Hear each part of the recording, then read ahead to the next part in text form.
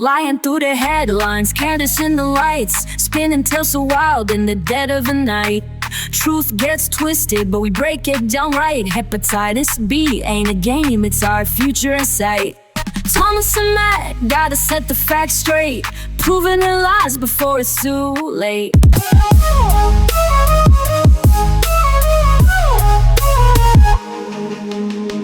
Gallop girls, sting your web of deceit, but we stand together, ain't no chance of defeat. Truth is our armor, can't admit your retreat. Hepatitis, be safe, that's the heat of our beat.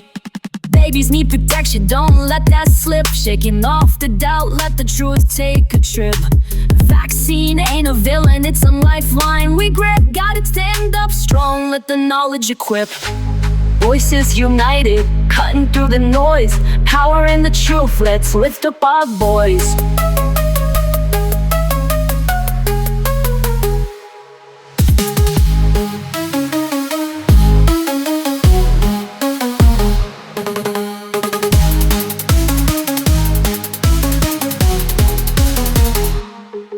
Gish, gallow girl, spin your web of deceit, but we stand together, ain't no chance of defeat.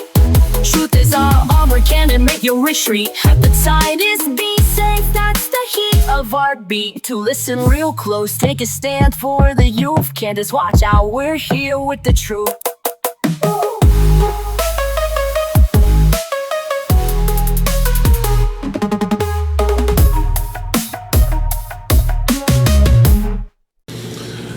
Okay, hello everybody. Welcome to Gish Gallop Girl. This is episode 30. So it was pointed out last time, after I hit stop, that we never introduced ourselves in episode 29. Now, I feel like if you're this deep into the show, you know who the fuck we are. But let's just take it from the top. I'm Thomas Anderson, and with me, as always, is... Matthew Anderson. Yep, my son. I almost fucked that up and said Christopher Anderson. What? I don't know. That's not even close to your actual name. What the fuck? All right. Well, you just heard the Afro Trap version of our theme, crafted by the AI songwriting platform Donna. I understand that people have problems with AI, and man, that's whatever. That's you. This is me. We use it for the show because I paid $60 for a year of the service. I use it to help pad my D&D shit. Yeah. So, it is what it is, man. You like it or you don't. I can't help that. At any rate, this is episode 30 of the show. We are still in the A Shot in the Dark series. Unfortunately. Oh, we're going to be in it for a while. Yeah. This week, though, we're talking about the Hepatitis-B vaccine. So, before we get into this week's show, I want to thank the following people from Reddit. U/ as in user, No Entertainer 4724, and U/Fudgy. No Entertainer 4724 put up a post on the Knowledge Fight subreddit about being a master's student who, together with a computer scientist friend, made a searchable archive of every comment on the Alex Jones show from band.video. I read through his post and replied a big thank you because he mentioned a project that U/Fudgy has made called fight.fudgy.org, also known as the FIST archive. Anyway, this archive follows the work of several alt-right and related shows as a resource, and also shows the pushback on them, such as Knowledge Fight, Louder Than Crowder, and so on. I reached out to Fudgy and told them about our show here, and got included on the site. So, to both of you, again, a massive thanks. I don't do this for money or prestige, but it's nice to be included in such stuff. As for someone else that replied in the same thread about how I plug the show often in the Knowledge Fight subreddit, well, I appreciate you being a listener as well, and I'm not going to stop plugging this show wherever I can do it. First, I'm a fan of my own work, and as I push this as much as I push anything else that I'm a fan of in this life. Second, talking with like-minded people is a good way to grow the audience. I get the point you made further in the replies, and I respect your take on the matter. While I don't ever want to be seen as an annoyance, and I'm literally making nothing off this program, I'm actually paying money for it to exist, I'm going to keep mentioning the show when I can. That's just how it is. Links to both projects by the aforementioned Reddit peeps will be in the episode description. On with the show. This week we are continuing our coverage of Candace's series, A Shot in the Dark. And before we start, I'm not certain if the Rumble account I mentioned in the last couple of episodes is a listener or not. That would be Dennis BB. But they did put up the missing episode of this series, which was episode 18. Oh. On postpartum depression. They actually got their hands on it? Yeah, recently. And I want to thank them for doing that. Based on the other videos they posted, I can't imagine that this show is their cup of tea. But I'm not going to bitch. They've done us an incredible service as well. Anyway, this episode is about the Hepatitis-B vaccine. I'll let Candace get it going. She starts off with comment reads based on her prior episodes, and her audio is much better in this episode than the previous ones. It's more subdued. Like maybe they hired an actual sound engineer. Oh. Who knows? Anyway. I thought you meant that, like, it was another instance of, like, the one episode that she did where she was, like, tired and just getting off of being sick, and she actually sounded like somebody that I could listen to for hours on end. Yeah, or the episode where she spoke with Xavier Poussard. That's the fucking one. Yeah, that's the one, where she was very calm and measured. This is a lot of that. Okay. This is a lot of that. Well, even if it's going to be bullshit being spewed, at least it's going to be, pleasant. Delivered in a pleasant manner. Yeah. I swear, I think that was the secret of, like, late-night infomercials when I was growing up. See, you did not experience this, but there was a time in this world when on cable TV, right, let's say I'm watching South Park or, something on Comedy Central, and it is now 2 a.m. Well, what usually happens between, like, 2 and, like, 6 or 7 a.m. on such channels would be infomercials, paid commercials. Paid for by the advertiser, because they kept mentioning that. This is not part of our programming. This is paid for by the advertiser. It wasn't just on Comedy Central. A lot of channels did this. Yeah. I get it. They needed to make money. Whatever. Anyway, so what would come on was usually like these 30 to 45 minute or hour long commercials for a certain product. Or like, a real estate buying scam or some shit. Yeah, there was a I remember when we had DirecTV for a little while there, there was a channel on there that I don't even remember, but it was about 5 channels that would all be running different infomercials 24/7. God. And they were all labeled like the fucking, what's the name of that fucking vacuum that everybody likes, the Shark? Was it? Well, there's the Shark, there's the Dyson. Well, it was never Dyson. Dyson always had the dignity of having normal fucking commercials. Yeah. It was Shark would have this channel would have 4 hours blocked out. Oh my God. For just one long ass strung together, sewn together fucking Shark commercial. God. Where it would be like the same old dude in all sets of it. Yeah. But like a different young hot female host who was supposed to be the relatable housewife that would be using this device. Well, there was a company called, I think it was called Ronco. Now, Ronco was famous for hawking all kinds of crazy shit. One of them was the Pocket Fisherman.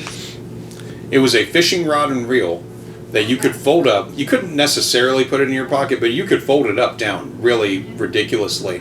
And you take it out and fish with it. Okay. Practically anywhere. They also were the big pushers of the first home rotisserie ovens. Okay. Rotisserie chicken took off in a big bad way, and Ronco for a while there was selling the only rotisserie oven at home. Like we had one actually. Did we? We didn't have the Ronco version. We had some other brand. Okay. But yeah, like you season the chicken, you put it on the spit, and you put it in the thing, and it would cook it. Okay. It had like coils on the top, and it would slowly cook the chicken. And when it was done, man, it was done. Yeah. Yeah, which I gotta say, that's probably my absolute favorite way of cooking fucking whole chicken. Yeah. Yeah, there was, there was all of that, but yeah, Ronco had all kinds of crazy stuff that they would move, but they moved them mainly by way of like infomercials. Pasta machines were another one that they did for a long time. Yeah, the hurricane, the fucking cane. Yeah. That folds up. Yeah, the hurricane was one that was an infomercial for a little bit. Well, anyway, let's get into Candace's bullshit. Those products were cool because a lot of the time they actually worked. Oh yeah. You know, they'd actually work for a long fucking time. This is just straight up bullshit. Let's let her start talking though. What's up, everybody? Welcome to episode 4 of A Shot in the Dark. I can't believe we're already at episode 4. This has been such an exciting process, and reading all of your comments has been amazing. Last week, we talked about circumcision, the circumcision decision, and some facts that I thought parents should know when they go into that decision making. And the feedback that I got was phenomenal. It was just, I'm learning from you guys at the exact same time that you're learning from me, and things that I hadn't thought of has been in the comment section, and then people are sharing links with me and sharing stories. So before we get into hepatitis B, which is the first vaccine that's offered to an infant right when they come out of the womb, I want to first just follow up and put a little ribbon, so to speak, on talking about vitamin K and circumcision by actually addressing some of your comments. So this comment I thought was really interesting because I received multiple comments like this on Parler beneath the episode from men who had been circumcised, and I was very surprised by it. So this guy, I'm assuming their name must be Frazier, but it says Phrase96, said, I was circumcised as an infant and I hate my penis. I wish I weren't mutilated, but girls are always odd about seeing my penis. Like it's a personal judgment when I never made that choice. I still use it, but there isn't a pride in it like some of my mates have about theirs, which sucks when I had no say. Would never do it to my son. I want my boys, when I have kids, to feel great about themselves in every way and wouldn't harm their organs. Again, I'm not saying that this is how every man feels, obviously it's not, but I had gotten so many comments like that from men that I wanted to address that because I never thought about that angle of what happens when that infant grows up. If that surgery goes wrong, mothers were sharing many stories about when that little procedure went drastically wrong and how it did in the end sort of disfigure their sons and how guilty they felt about it, you know, and if they had known the risks associated with it, or if they had known that this was so uniquely American, then they wouldn't have done it. So I just wanted to share that because it's a perspective we don't often think about, the consent of the child and being allowed to determine what their body will look like in the future. You know, that, and of course we are the caretakers, we make the decisions as best as we can, but you are talking about how they will look permanently in the future. Again, no judgment, I just thought that was interesting enough to bring it up. Okay, so I had hoped that we would not have to discuss peen again so soon, but here we are.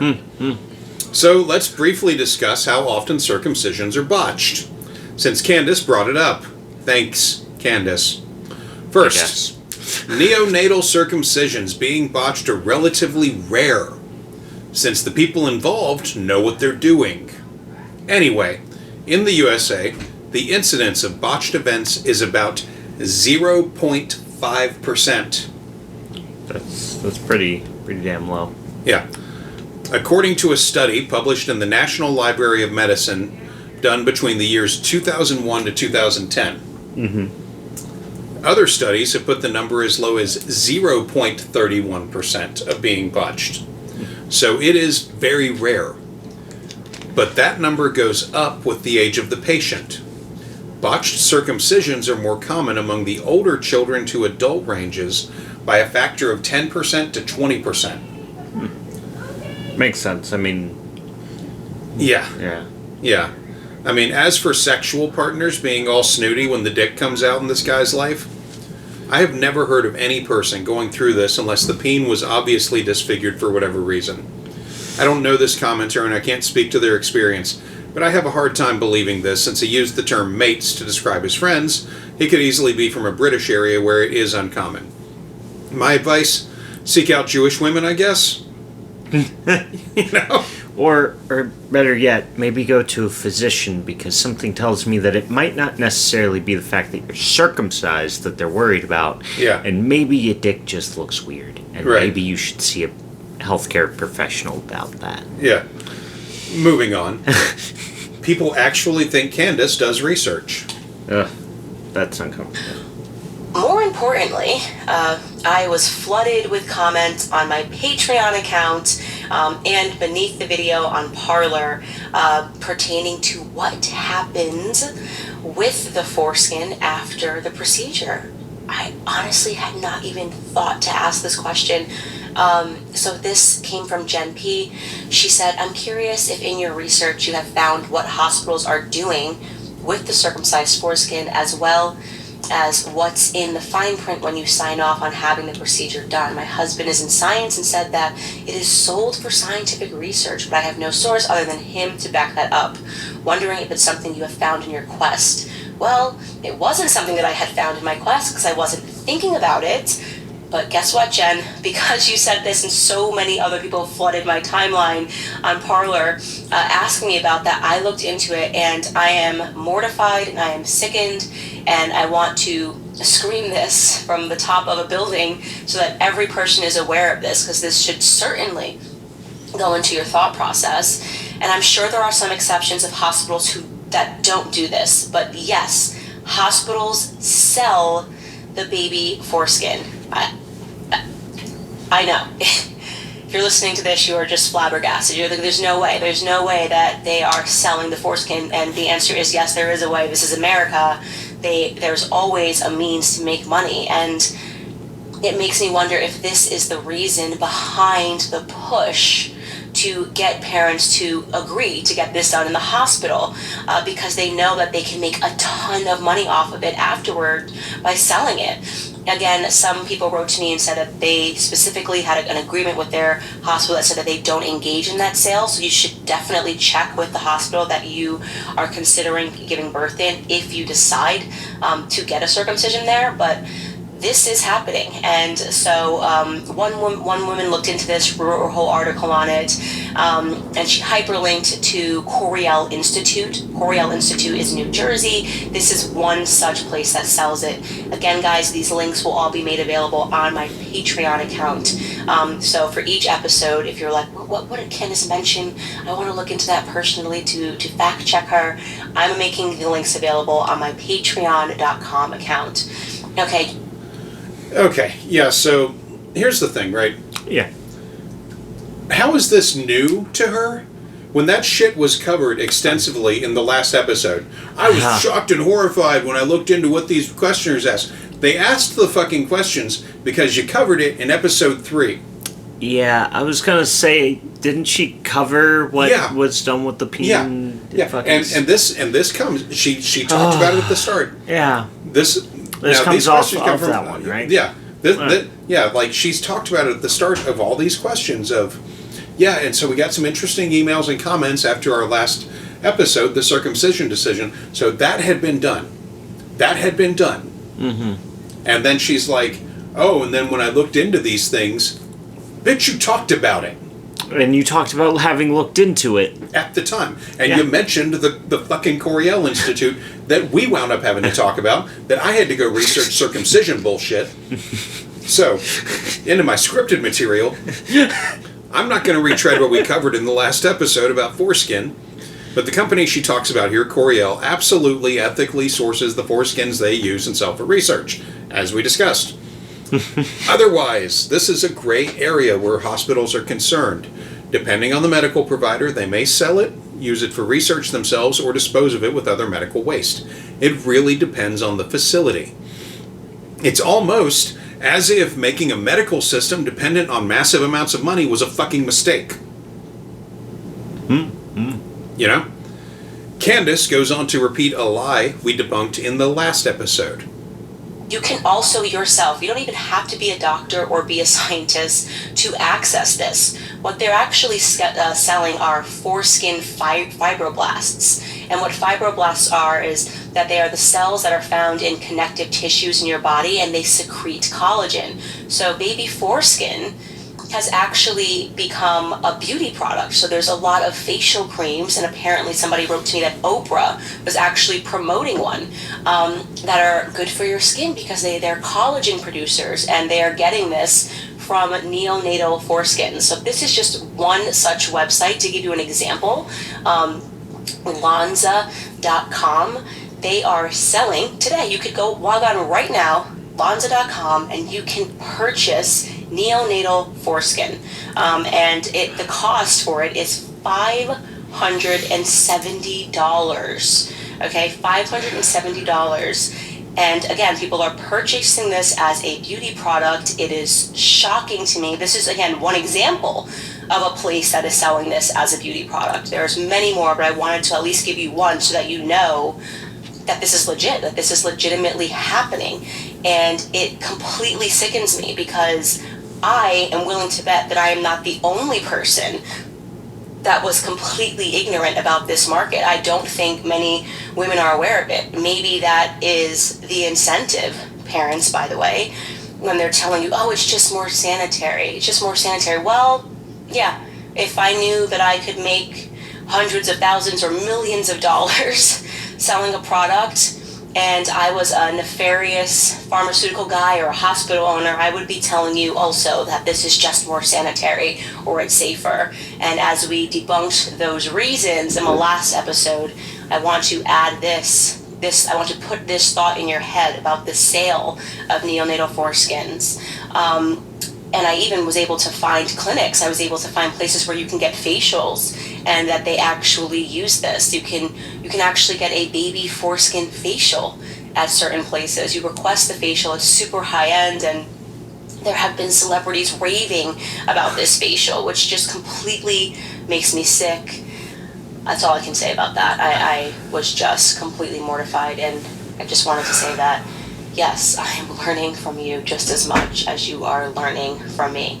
Okay, so that is a total wrap on that discussion regarding the circumcision decision. When we get back, guys, we're going to jump in to hepatitis B.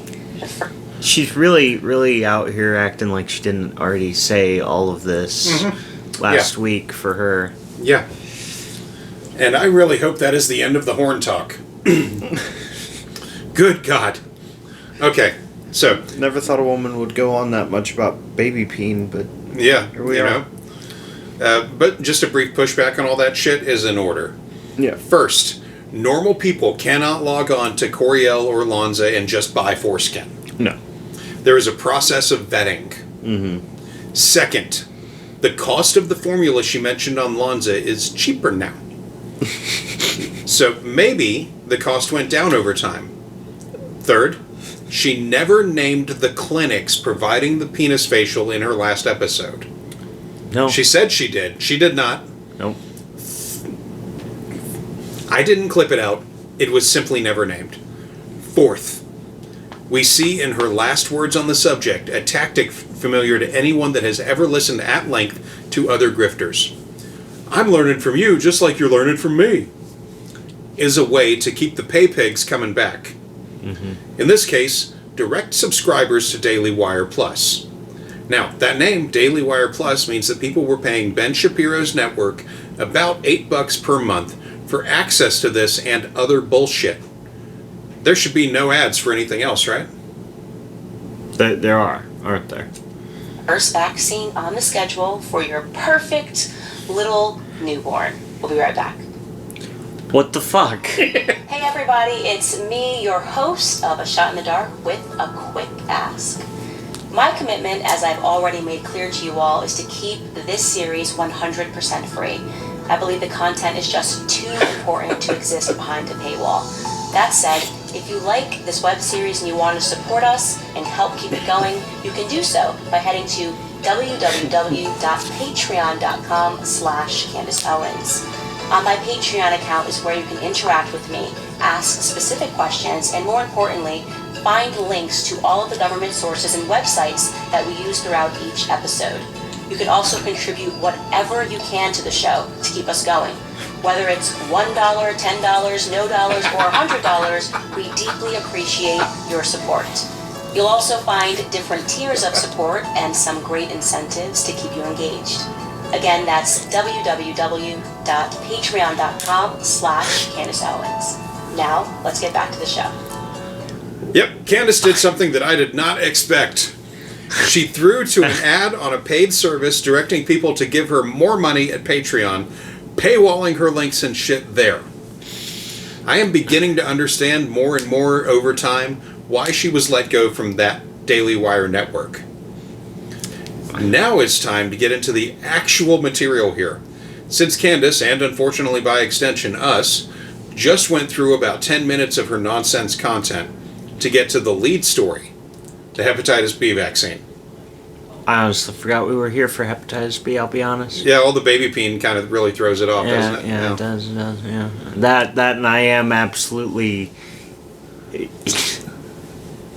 the balls to fucking pitch your Patreon account in the middle of a paid service to tell people, oh yeah, if you want all the links that I told you in the first 3 episodes you would get once you pay for this service, guess what? You gotta go donate at least $5. Yeah, I believe that's what they call in the local parlance a gotcha bitch. Yep. Yeah. Here we go. All right, guys, welcome back. So a little personal story, a little personal anecdote. So our child was born, Georgie, and I had a very good... I'm sorry, I didn't catch this the first time. She said anecdote. A personal anecdote. Yeah. There are little things here and there that she says, the way that she says things, that scream that she is from Stamford, Connecticut. Yeah. It's how she says room. Rum. Yeah, it's little things like that I'm always like my ears catch them, like, but I did not catch anecdote the first time. I think I may have noticed it and just kept going because I was trying to get a clip out and trying to think like, what? Like it didn't stop me, but this time it fucking stopped me. Yeah. But okay, I'm gonna play the rest of the clip. She was talking about her kid, Georgie. Yeah. I really hope the boy does not have Georgie on his as his official government name. Yeah. I really hope it's George and she just called him Georgie because because he's a little kid and shit. Yeah. Well, here we go.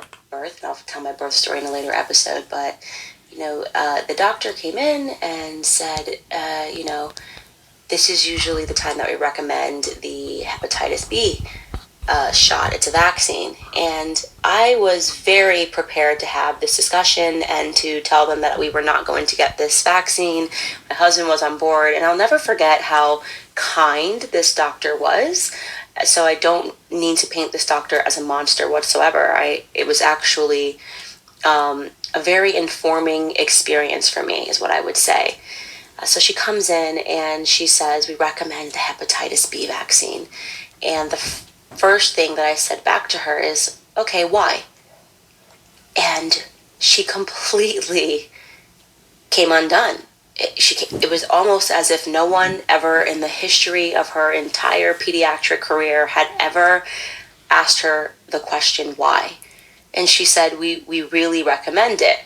And I said, no, I understand what you're saying, but I'm asking you, why do you recommend this? Because to my understanding, hepatitis B is an STD, and my newborn infant is not at risk for an STD unless you're taking these babies in the back and giving them injections of drugs with 30 needles, and in which case we have a bigger problem if that's what's happening back there, or if the babies are having sex back there, and then I need to know that and I'm in the wrong hospital. And I didn't say that part, that's what's going on in my head. And I said to her, no, I just want you to explain to me why you would recommend this, and in what scenario would my child be at risk for hepatitis B. And she looked at me, and it was almost like she'd never been asked to think critically about this question. So yeah, introducing Candace as the critical questioner person, or lady mama. Okay, so I find it implausible that the doctor in question... Oh, that cat has entered the room. I find it implausible that the doctor in question wasn't able to answer this concern. Hepatitis B is not just transmitted through sex. The biggest risk that the vaccine handles is accidental exposure and transmission to or from other people. There are many ways in which it can be transmitted, and those are sexual, of course, Number 2, mother-to-child transmission during birth, which is a common route. Number 3, sharing needles, which is common among drug users. Number 4, exposure to contaminated medical or dental equipment, which would seem like a non-issue unless you're in a situation where shit has gone sideways. Mm-hmm. One other example is if tattoo equipment isn't properly sterilized. Number 5, sharing personal items like razors, toothbrushes, nail clippers, or earrings that may have traces of infected blood. This is less common, but it can still happen. Number 6, poor infection control in healthcare settings, such as inadequate sterilization. And it's also common among people with diabetes that share blood glucose monitors or finger stick devices. Number 7, organ transplants and dialysis. Yeah. Finally, number 8, horizontal transmission in highly endemic areas. Children can transmit hepatitis B to each other through close contact, especially if open cuts or sores are present. Yeah. So, hepatitis B is not spread through casual contact, such as hugging or shaking hands, sneezing or coughing, breastfeeding, food or water, or sharing eating utensils, provided that blood is not somehow involved in any of these aspects. A theory that one could pull from this, just a theory, is that it could be seen among the crowd that Candace consorts with that getting this vaccine could somehow be seen as a self-own. In the way that, oh, you got the vaccine for your kid because you're filthy or diseased. Yeah. You know? Never mind, of course, that like any other vaccine or thing we've talked about already, this is for the protection of a child because life is fucking random. Yeah. Again, I find it implausible that Candace's pediatrician would not have some similar take on the matter. But now, we continue the bullshit ride.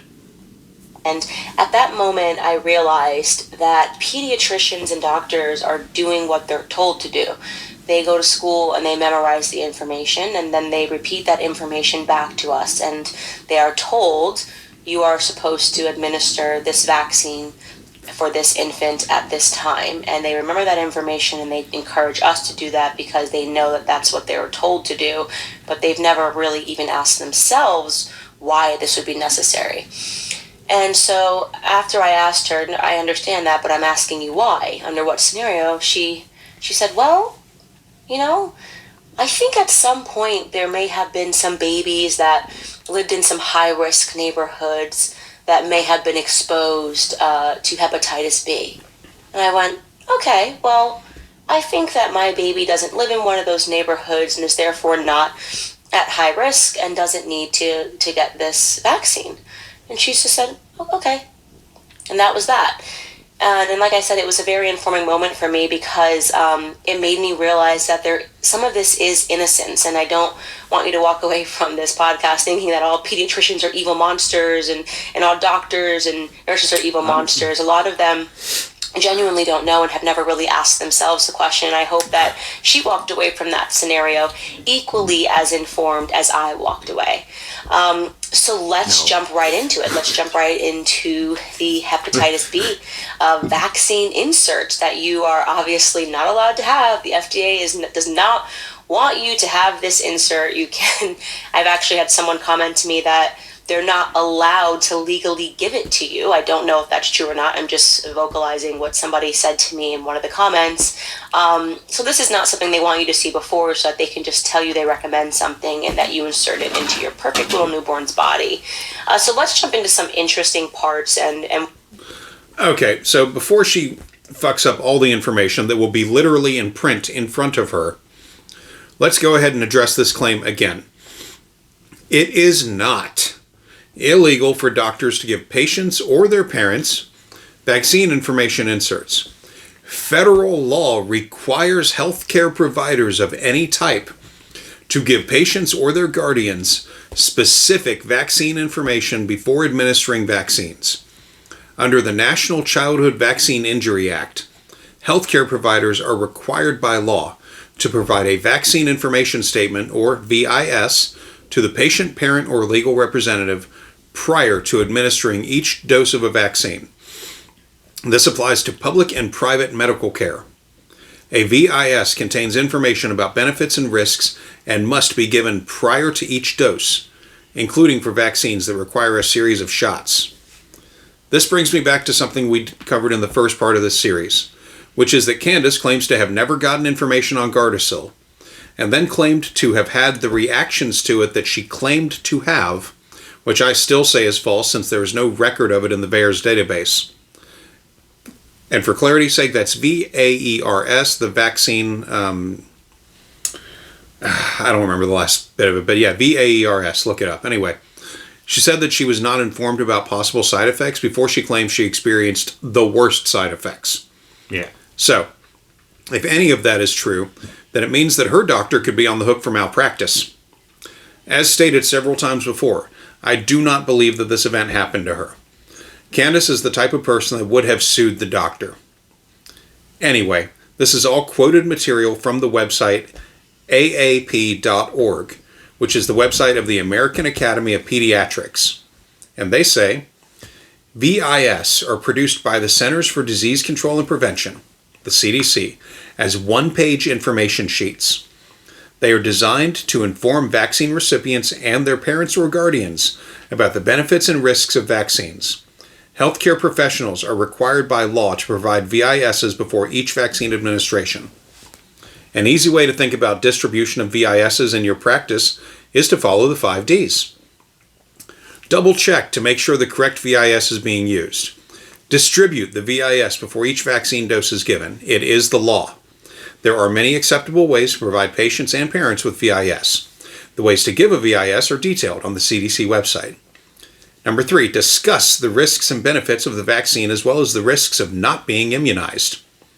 VISs are intended to supplement, not replace, discussions about risks.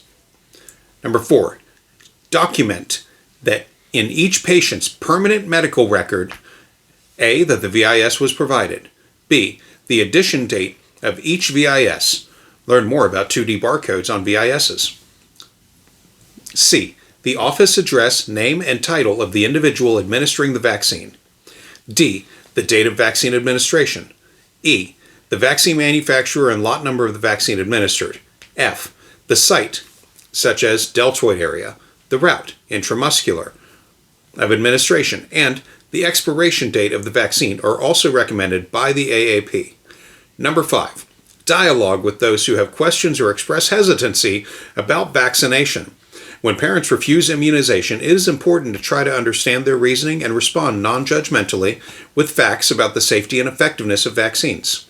If they still decline the recommended vaccine, it is prudent to have parents sign an informed refusal document. And then they provide a link to the form. No one is keeping this information locked away for fuck's sake. Yeah. That consistent fucking lie. And for her to say, you know, I don't know, I didn't really look into this. Bitch, what? You are doing this fucking thing to give people the truth about... Oh my God. Like, at the point that she says, I don't know, I didn't really look into it, is the point at which any sane, reasonable listener of hers should immediately stop their Daily Wire money, cancel that commitment, and just walk the fuck away at the very least. Yeah. Maybe if not, fire off several angry emails. What? I said redirect the money to going to a therapist. Yeah. Redirect that $8 a month literally anywhere. I don't care if they give it to their church. Yeah. Redirect that fucking $8 a month. God. All right. So, moving on. We'll get through this because I want to get to the ingredients as well. But I want to first draw your attention to, on the FDA insert to section 2.4. And it reads, the duration of the protective effect of Recombivax HB in healthy vaccinees is unknown at present, and the need for booster doses is not yet defined. Okay, So that's them just admitting to you that they have no idea how long it's going to protect your infant, and they have no idea whether or not you need a booster whatsoever. And then it follows with another statement, which you can find in section 5.5 under limitations of vaccine effectiveness. That last sentence says vaccination with Recombivax HB may not protect all individuals. Oh, okay, cool. So we have no idea how long it's going to provide you protection. It may not protect you at all, and we can't really make any statements regarding the effectiveness, but here you are. Just give this. We recommend that all infants get this, even though I don't know how at risk your child is to get an STD, but you should just get this anyway. So I just find that language to be parsed all throughout here is really interesting. I also want to draw your attention to jumping back into that paragraph 2.4. It then says that the ACIP provides recommendations for use of a booster dose or revaccination series in previously vaccinated individuals with known or presumed exposure to hepatitis B virus. Okay, so I went on a search of how effective this vaccine is. It is known to be over 90% effective for adults and 99% to 100% effective for babies and children. As long as a person has had all 3 doses, they're pretty much fine for life. After receiving the vaccines at any age, but particularly as infants. If an infant happens to be born by a mother with Hep B, they are given the vaccine series along with a Hep B immune globulin, and this has shown to be effective in 96% of those cases. These numbers are stunning. They do recommend an occasional follow-up via blood work, as people in risky careers might be more susceptible to Hep B, but in those cases, booster shots are available. Candace is sitting there trying to say that the legal wording used indicates that this might not even work, so why fucking bother? Yeah. The answer is that it does work in almost every case, and the burden of proof should be on her to identify cases where it was not effective.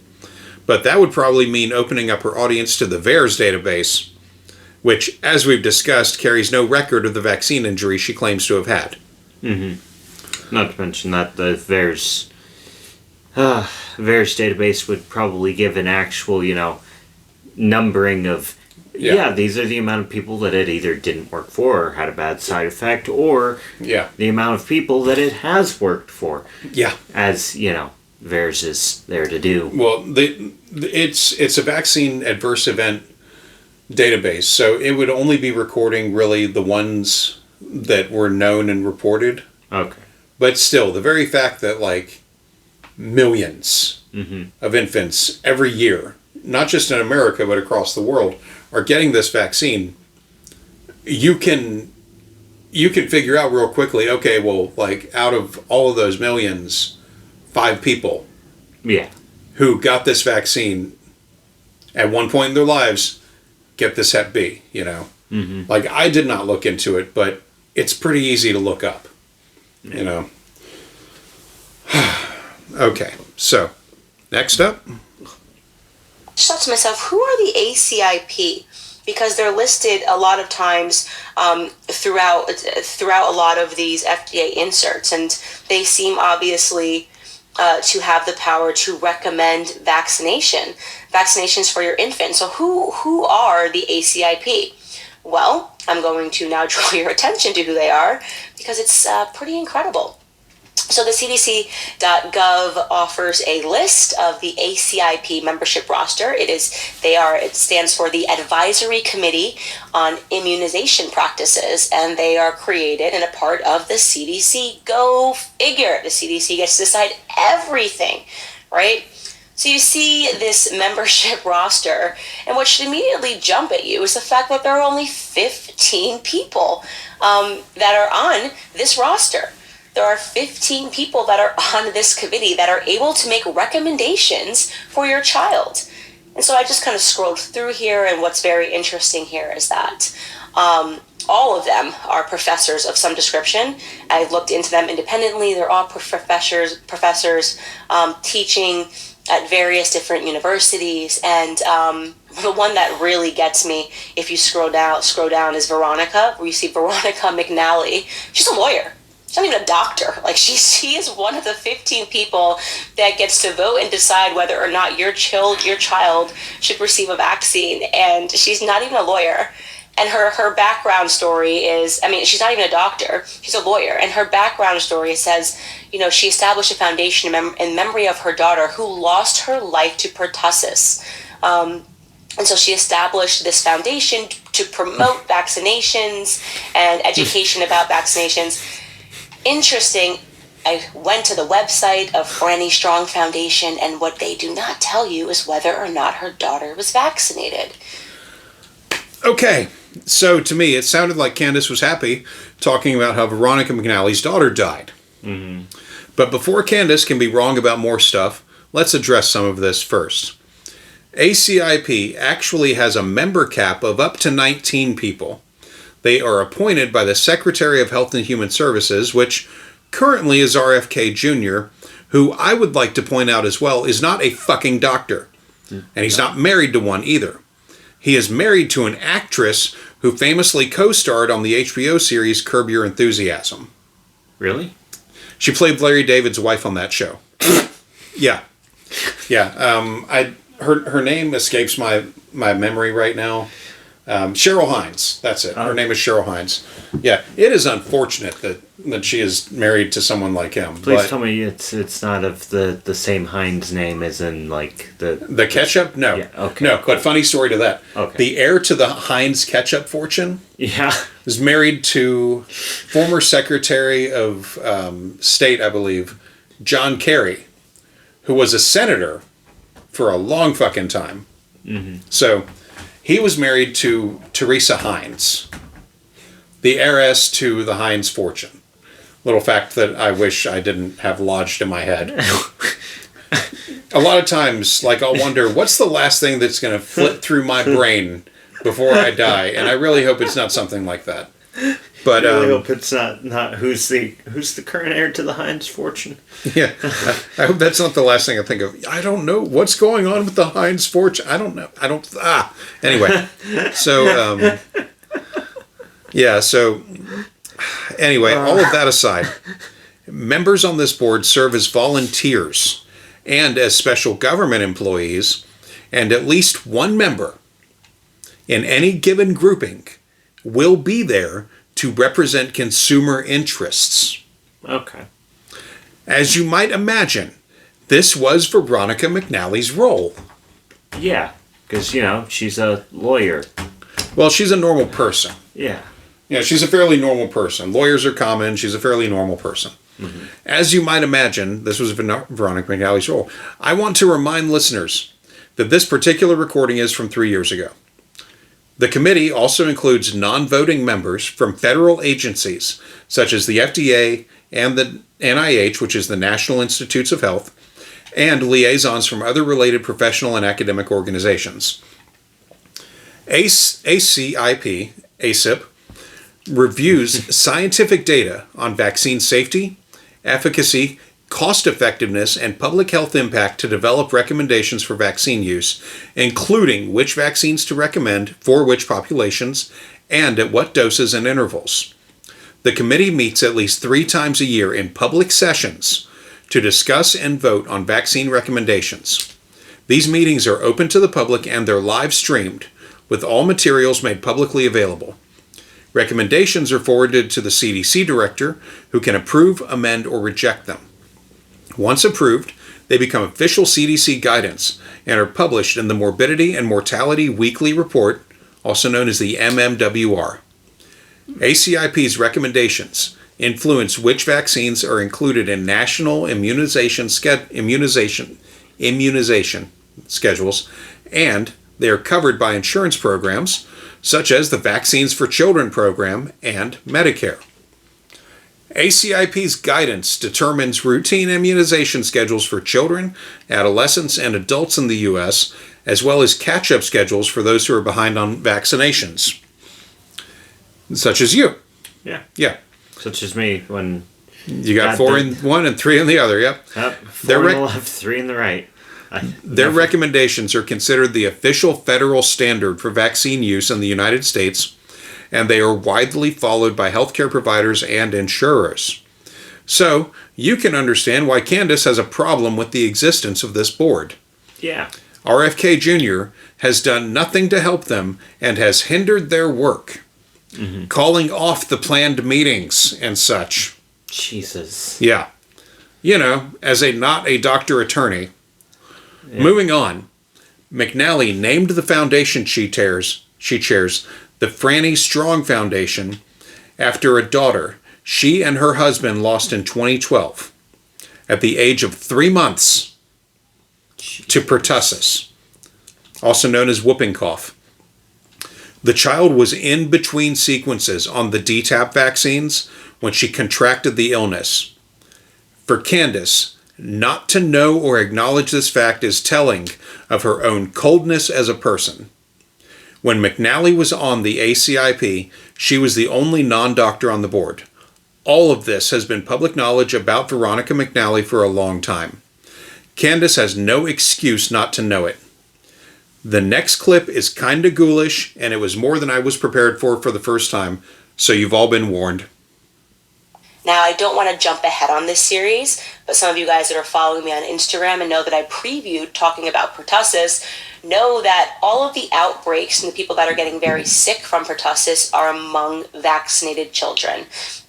We've had several outbreaks in the United States really since around 2011, and it is the children that are not vaccinated that are not catching whooping cough, and it's the children that are vaccinated that are getting severely ill, and there have been entire 100% vaccinated schools that have had to shut down because of the outbreaks. So we have no idea whether or not Veronica's daughter died of pertussis after she got the vaccine, but she has been somehow elected, selected, I don't know how the process works, the CDC, to be on a it's your fucking job. 14 other members, and she now has the power to decide, make decisions for your children. I can't believe I have. If you're gonna fucking take problem with the people that are on the board for this, the committee for this. Yeah. You should know how they're put into the fucking seat. Yeah. Yeah. Like, you know, it. Okay. God. You know, it is a classic tactic of good warriors, good generals, to know the other side. Yeah. To know the other side almost better than they know themselves. Mm-hmm. I do not consider myself a good warrior or a good general, but I understand this fact. Yeah. You learn the opponent. Yeah.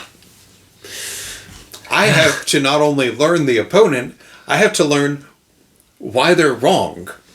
Mm-hmm. Does that make me a better fighter? I don't know. I don't care.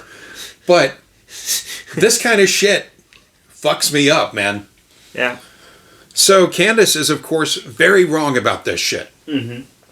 Pertussis rates have skyrocketed in Florida, Idaho, Pennsylvania, Michigan, Wisconsin, Utah, Alaska, Washington, and unfortunately Minnesota. Oh. Yeah. Yeah, a little off topic here, but the closest measles case to us now is in North Dakota. Really? Yep. Wow. Yep, just diagnosed last week. Yeah. Oh, that's unfortunate. That's unsettling. Yeah. Yeah. This is just going back 3 years, but the pertussis wave is still considered very high. Among all of those states I mentioned, we find the highest number of cases and some of the worst vaccination rates where data is available. In Michigan, where Veronica McNally is from, the DTaP vax uptake rate is only about 30% average in some areas, but statewide, only about 70% of people are fully vaxxed there. For some of the other stuff Candace said, only 2 schools over the last 6 years have been closed due to fear of a pertussis outbreak. One was a Catholic school in Houston in 2019 that insisted the entire student body and staff had been vaccinated at a 100% level. They did not provide any proof. See, that's the problem. Yeah. The other notable one was in 2024. More recent than her episode, but I'm going to give it space. Because it didn't happen within that. It didn't There was one case at a fucking Catholic school. Yeah. You know? Anyway, this other one, because I'm being fair, was in 2024. A school in Oklahoma closed because one child was diagnosed, and the staff urged safety over brash ignorance. Here in Minnesota, the schools don't close for pertussis, but affected children are urged to stay home until cleared by a doctor, preferably after a run of antibiotics. I mean, that's fair. Yeah. This practice is also followed by other state school systems that operate on the idea that even though pertussis can spread among the student body quickly, shutting down the schools for it is extreme and doesn't move the needle much in terms of whether or not more students get it. That said, like almost any other vaccinated illness, students and adults that get it after being vaxxed typically have a much easier time than the non-vaxxed or the under-vaxxed. Mm-hmm. Yeah. It's just... Uh-huh. Yeah. For her to be taking issue with this CDC group. Yeah. And to not even know how they're appointed. Yeah. Or to not even bother to at least look into the basics of, well, they're voted in. Well, that, and like, you're going to call one person out by name. Yeah. And not know their unfortunate story. Yeah. That is, like I said, that's fucking ghoulish. Mm-hmm. And when I got through the research on that section, all it did was reignite the fucking fire. Yeah. That I feel for her particular brand of bullshit. Mm-hmm. So, let's continue. Does that alarm you at all? Because the numbers always, this kind of alarms me, because if we got together and we said, let's create a coalition of 100,000 mothers who have had vaccine-injured kids, we would be told that we could not and did not have the credentials to make decisions. Yeah, that is because, for one thing, 100,000 people have not been vaccine injured in the USA. Yeah. Since 1988, only about 10,443 claims have been compensated for vaccine injuries out of 26,961 petitions filed. Mm-hmm. That is nowhere near that. Yeah. No. Vaccine injury claims are taken very seriously. And if someone is vax injured, as Candace claims herself to have been, then she should have not only been in the VAERS system, but she should also have filed a claim with the Vaccine Injury Compensation Program. Mm-hmm. This program pays compensation for proven vaccine injuries. It does go through a process involving several people, but the cases are treated seriously. Candace has claimed for many years that she was injured by Gardasil while she was in college. Yeah. The VICP was available to her, and she could have started a case with them if any of this was true. The funding they would have provided to her could have made up for the money she claims that she didn't have to finish her final years at University of Rhode Island. Yeah. She could have paid for school and not even had to sue anyone. Again, yeah. Yeah. Yeah. This is again why I call her claim on the Gardasil injury utter bullshit. Since 2013, only 200 claims have been filed against Gardasil, and only 49 of those have been compensated. 2 of those claims were unfortunately due to death. Yeah. Let another cat in here. Are you coming in? Come on. Anyway, if Candace ever had a claim, there was a path for it. So I maintain that she never had a Gardasil claim. Next, Candace will reveal her willful ignorance on the matter of who the other people on the board of the ACIP were at the time of this, and also how the FDA does anything. Even though I'm a believer that as parents, we are the experts, right? No. Then you get together this guy, this panel. I have no idea if they have kids or not. I know you're a doctor. Okay, great. You're a professor. Okay, great. And just 15 people have amassed that much power. And of course, if I deep dug into all of these people, they would have all sorts of incentives. Obviously, you guys know that the Human Health Services, they all work together. The FDA, the CDC, Human Health Services, they issue these massive grants to universities, massive research grants. And I could almost guarantee, again, I don't have the time to do a deep dive on all of these people, that they are somehow receiving funding from whether it's the vaccine manufacturers, whether it's from our government, and they are stepping in line and making decisions based off of the funding that they're receiving and not based off of what is actually healthy for our children. So I just wanted to point that out, that the ACIP, which is mentioned on the FDA insert, which gets to make these decisions, consists of 15 people, one of whom is just a lawyer, right?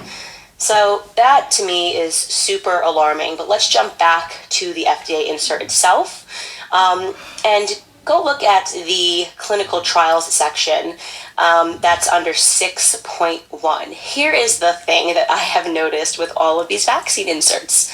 The clinical trials, which are completely controlled. These are not, don't think that this is like, the FDA is performing these clinical trials. Nope. The vaccine manufacturers are in control of the trials. They are in control of the studies, and they are in control of the information that they release about the studies. So this is just the FDA saying, we trust you guys. Tell us what's happening with your own products. The ignorance still astounds even me. But the FDA is not out there doing this.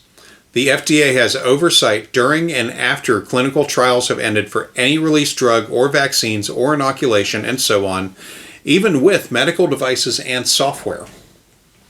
This take by Candace is absurd. The FDA has the authority to make manufacturers perform post-marketing or post-release trials of products for all kinds of good reasons. The only reason to lie about this is because she doesn't want anyone having any kind of faith in the massive system set up to protect everyone, including her stupid ass. Next up, this clip is 3.5 minutes long.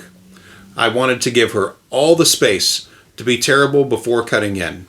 I am not sorry.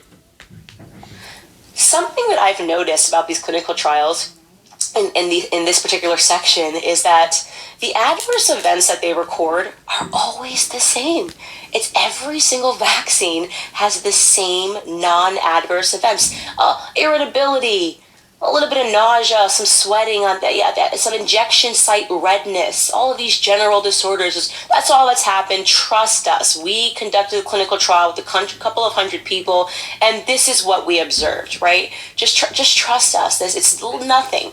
A parent sees that and they say, okay, why wouldn't I let my child get this vaccine if you're telling me it's going to prevent them potentially, or maybe not at all, I guess, with this one, from getting hepatitis B? Like, sure, if it's just going to be a little irritable and a little sweaty and have a little injection site redness, go look, challenge yourselves.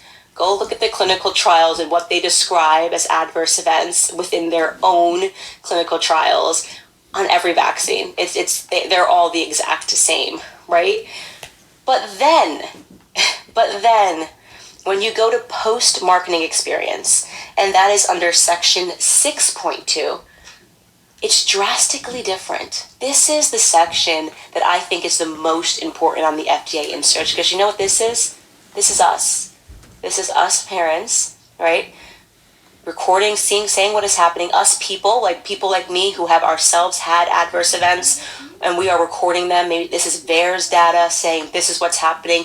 This is real life to me.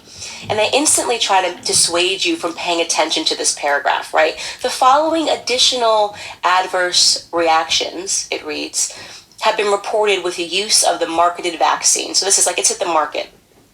Because these reactions are reported voluntarily from a population of uncertain size, it is not possible to reliably estimate their frequency or establish even a causal relationship to a vaccine exposure. So this is their disclaimer, right? When we do the trial, we know what's actually happening, but you guys, we just cannot rely on that information. This is impossible for us to be able to figure out if you're telling the truth.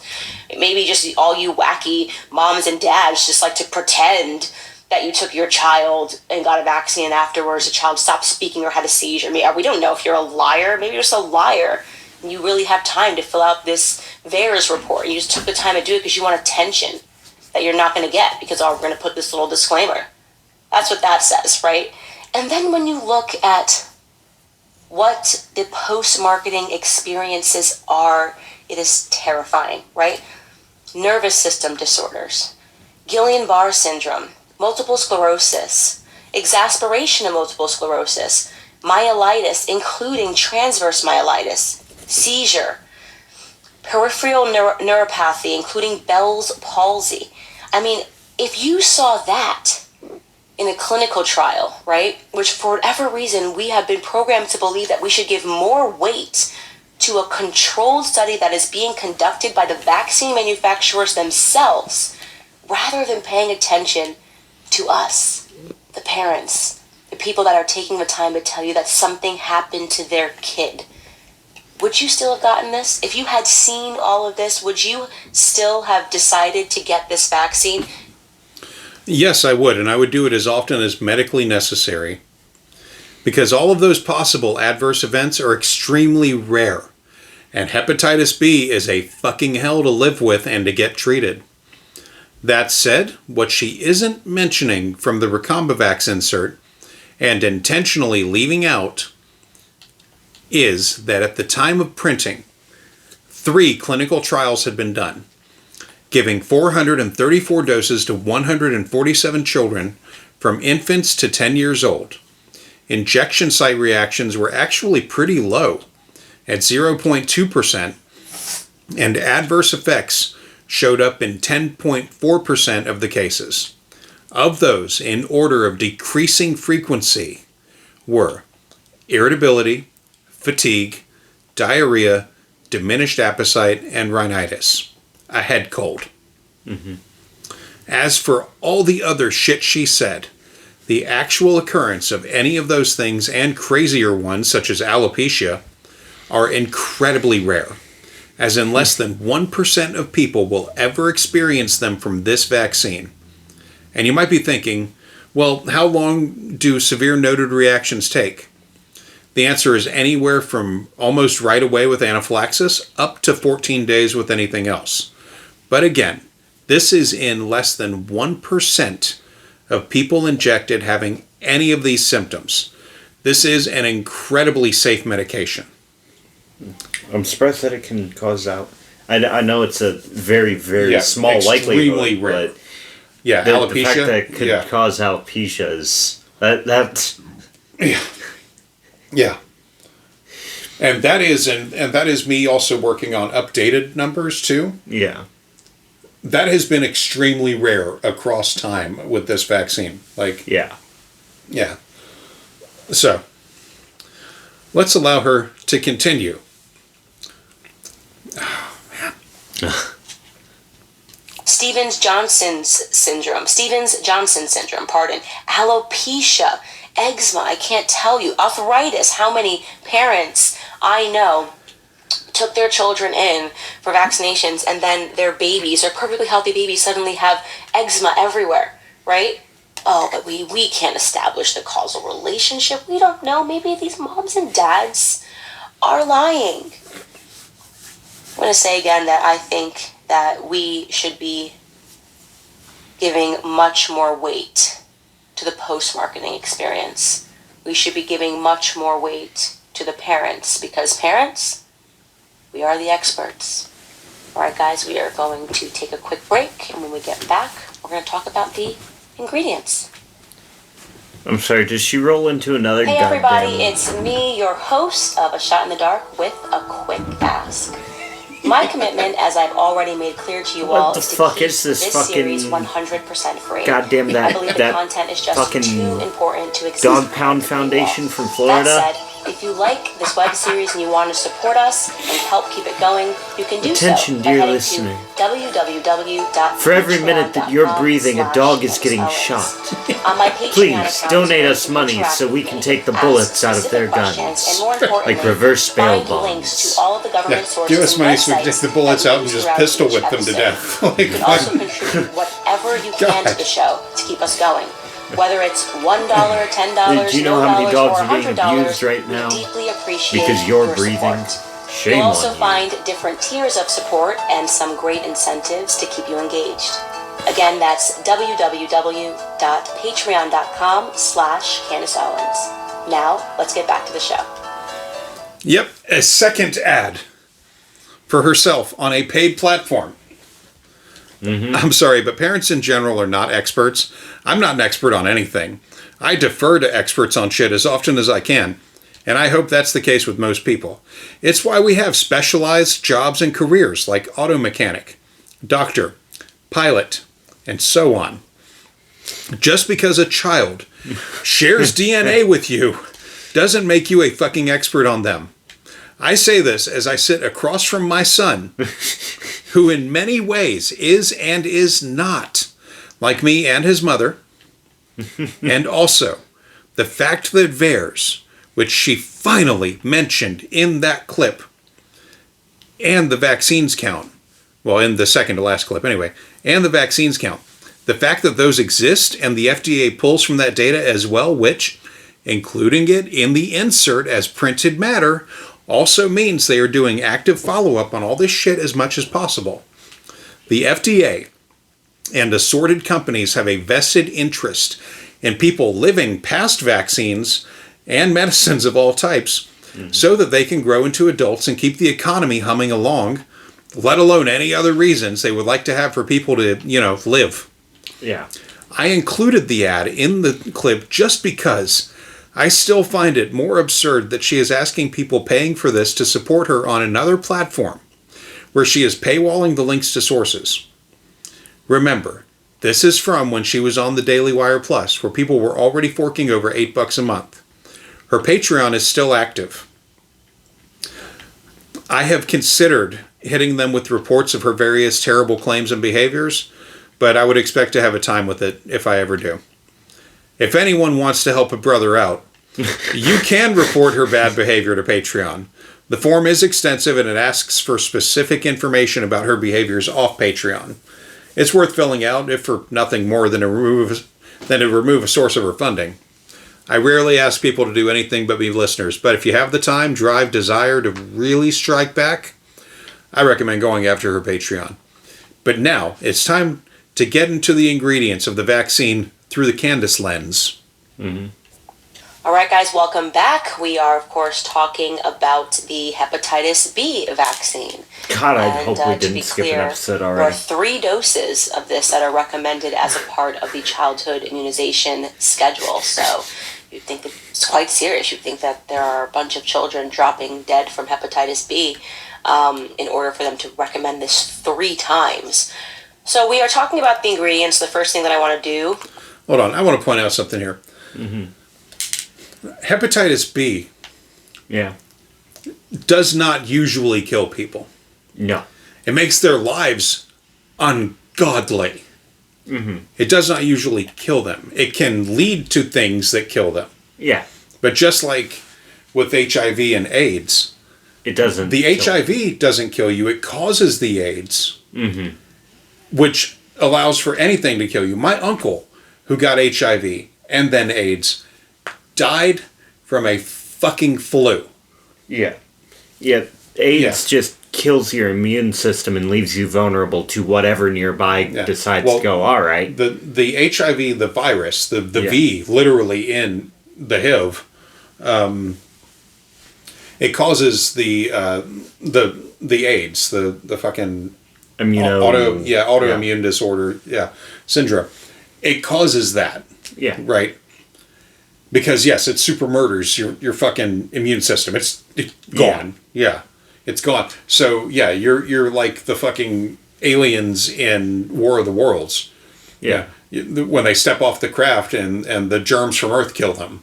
Mm-hmm. Like bombs and guns and shit do nothing. Instead, they step off the craft and they get reverse Native Americaned. You know? Okay. Because you know, when explorers came to America, they inadvertently gave disease, just by exposure to a lot of the natives who had already suffered a massive plague. Yeah. You know, I think that whole thing, that whole conquest thing, would have gone very differently had, you know, the explorers shown up when the Native Americans were at their strongest. Yeah. They would have found a much more populated place, and like cities like Cincinnati that were already kind of laid out. Mm-hmm. There were already like a society forming. Yeah. Man, you have that plague not happen, and you give those people like another 50 years. It would have been, oh, hi white people. Yeah. You have guns? Well, we have numbers and we know the land, so maybe we just work something out. You know, like fucking... We have numbers, we have land, and it's not going to take us long to get your guns, so... Yeah, to get your guns and take your ships and go deal with business. Yeah, no. So anyway, let's let the clip continue. Is to read you the ingredients that are listed. And this one's an interesting one, and I got some questions about this from parents regarding other vaccines that we were talking about, that my doctor says my vaccine's preservative-free. You know, it sounds good, preservative-free. It's like when you buy all-natural chicken at the grocery store. It's natural, but then you kind of look in further and you realize that label does not mean it's organic, or that it's that this is actually a good piece of meat for you to be buying. So this is the principal display panel. Again, this link will be up on my Patreon. This I got from Pharma Compass, is the website that I like to use to get a breakdown of the ingredients that are in various vaccines using the NDC code. The NDC code is provided for each vaccine at the bottom of the FDA insert. If you insert that code on pharmacompass.com, it'll come back and give you specifically what ingredients are in that particular vaccine. So this one proudly says, obviously, that it's got no preservatives, and it contains no thimerosal, and that's supposed to be a good thing, but it does say it contains 10 single-dose syringes, and each syringe, contains hepatitis B surface antigen adjuvanted, I say that word so weird, adjuvanted with, here's where it gets important, amorphous aluminum hydroxyphosphate sulfate, okay? So it contains an adjuvant that is with amorphous aluminum hydroxyphosphate sulfate.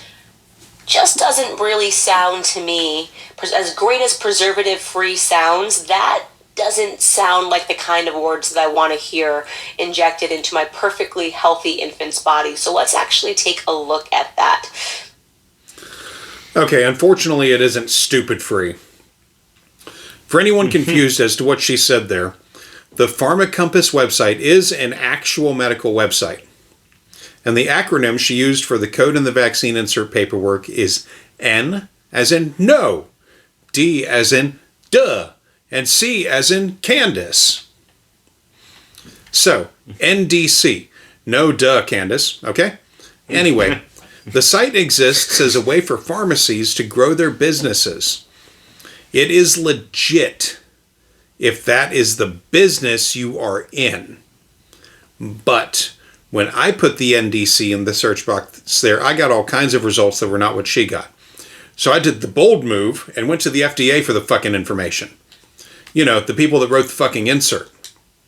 Anyway, the insert on page 7, section 11, explains the process as to how the vaccine is built, and if you're a nerd, you may find it fascinating. I did. Mm-hmm. Anyway, the ingredients, including her scary words, are hepatitis B surface antigen produced using recombinant DNA in yeast cells, the adjuvant, which, as we discussed previously, is used to heighten the immune response. The adjuvant is amorphous aluminum hydroxyphosphate sulfate, previously known as aluminum hydroxide, but also sodium chloride, sodium borate, residual proteins from the yeast cells, and residual formaldehyde. Also noted is that the viral bottle stopper contains latex, which is important for people with latex allergies. There are no preservatives, but this vaccine, like most, must be kept cold but not freezing. Freezing can really fuck up the efficacy of it. Anyway, Candace is going to make a lot of hay out of the fact that there is aluminum in this formula, but I want to let her go on it for a bit. But as for the rest of the ingredients, the harvest of the actual Hep B is pretty fucking cool. They grow it on yeast and sanitize it. No That is actually kind of neat. Yeah. No actual human or animal donor needs to be present. And the viral load is just enough to train the body to learn the code, and the aluminum is just enough to trigger the body to say, hey, something needs to be done about this shit, buddy. The next clip is 2.5 minutes long. That is actually kind of neat. Yeah. The science of it. It's fucking fascinating. Yeah. And the first thing that I want to point you to, we're going to call that, by the way, AAHS as an acronym, so I don't have to keep trying to say that over and over again. Again, just pausing here. That's not her fucking being smart. It's literally industrially known as AAHS. As Haas. As AAHS. I'm sorry, AA, yeah, I had it right. AAHS. So, AS, yeah. At any rate. Let's first take a look at this study. It's a recent study. Just give me a second to pull it up. This was a study that was posted in the British Medical Journal, and it is a recent one, and it is an analysis, and it says right there at the top, was amorphous aluminium, as the Brits say, No. hydroxyphosphate sulfate adequately evaluated before authorization in Europe. And when you read the abstract, it talks about how it's primarily used in the Gardasil vaccine, and I've already talked about the Gardasil vaccine on this particular podcast. Obviously, you know, it is my least favorite one. I don't like any of them, but that one I obviously like the least. And it basically goes on to tell you that they actually took the time to look into the trials, which we just discussed, the trials that only they control and nobody's supposed to look in. And they're saying these trials are completely inadequate.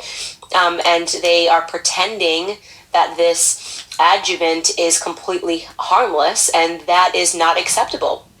It says the EMA reports that the AAHS, that's the acronym, was introduced without any pre-licensure safety evaluation.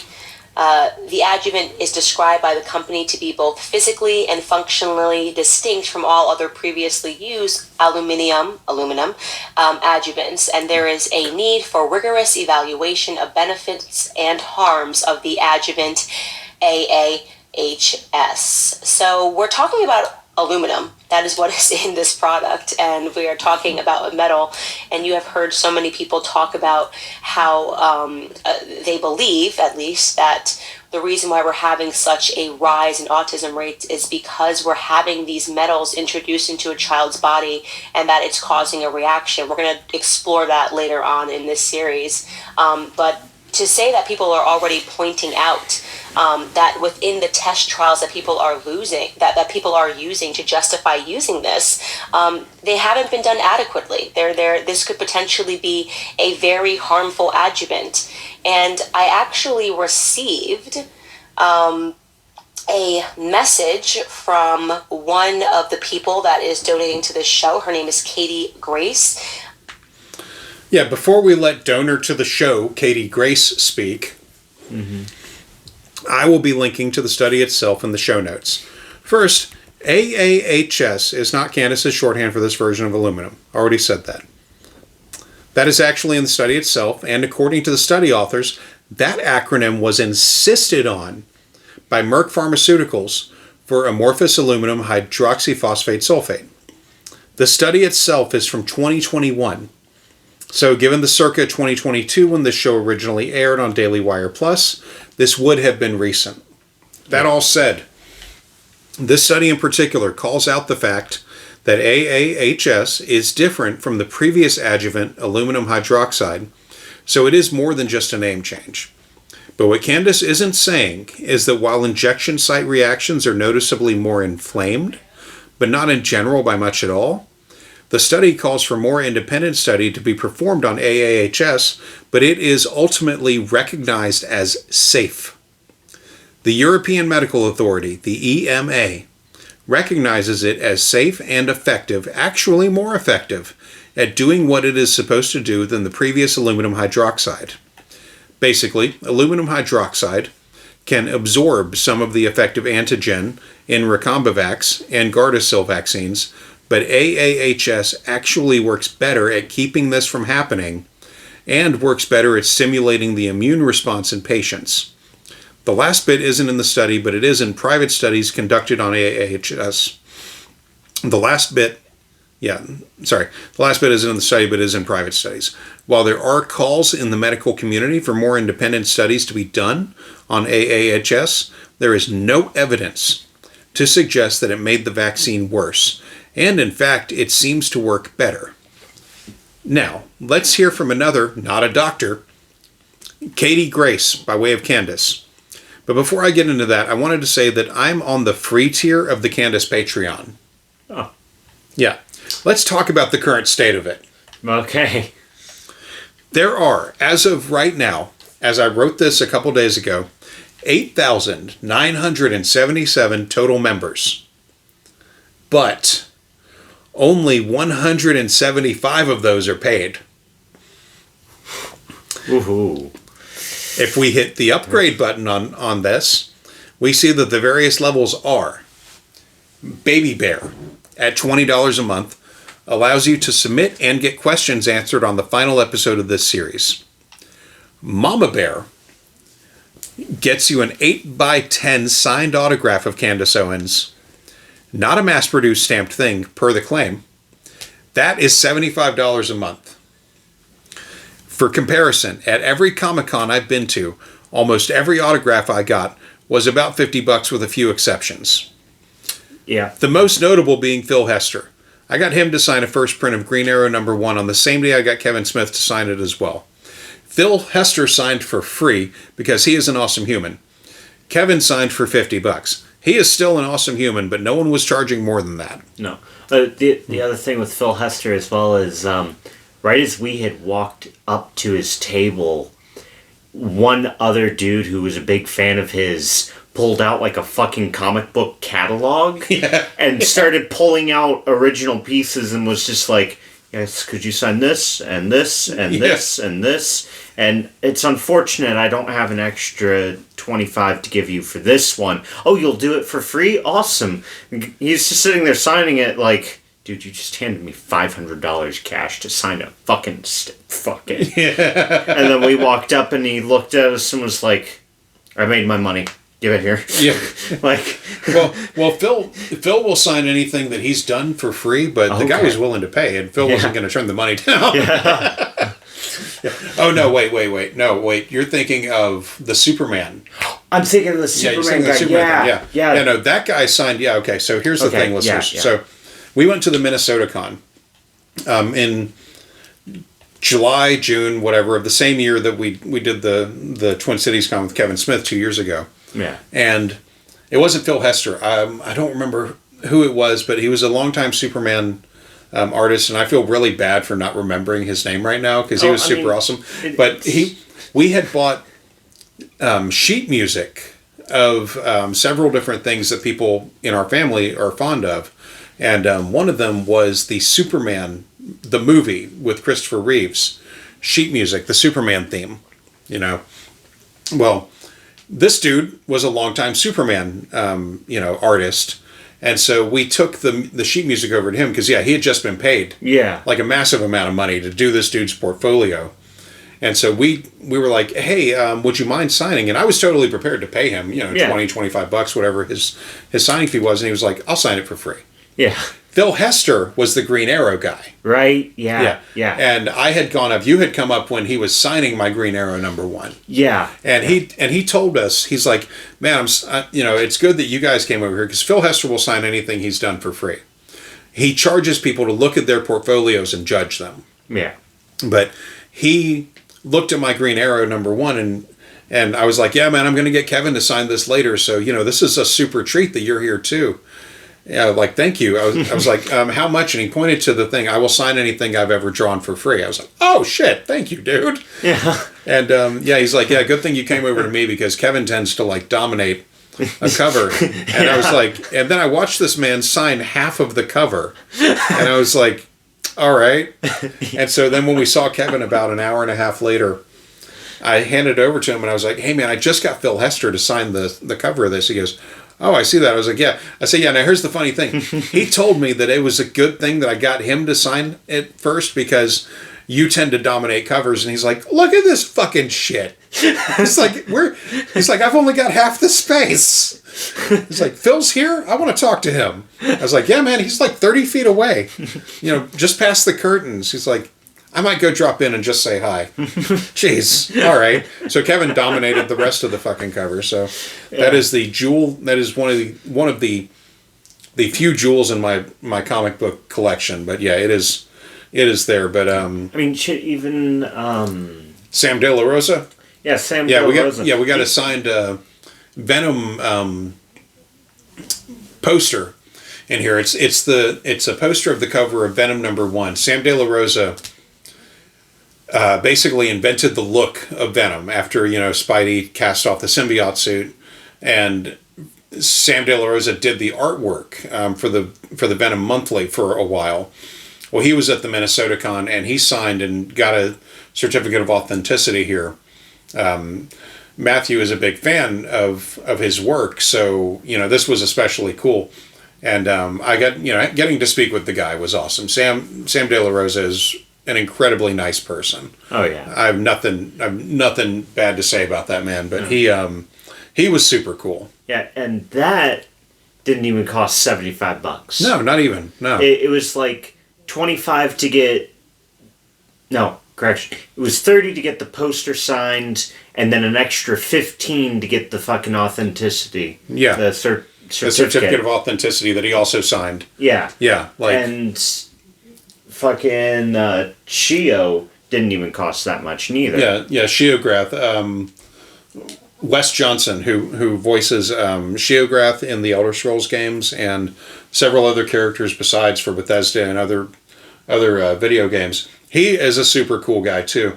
Mm-hmm. He signed a Shiograth portrait painting of himself, also for Matthew, who's also a big fan of his. Yeah. And yeah, we got to he got to hang with him for a little bit. Oh, yeah, pissed off his assistants. Yeah. It was hilarious. It was very cool. But yeah, we went to all of his panels. All of his panels were great.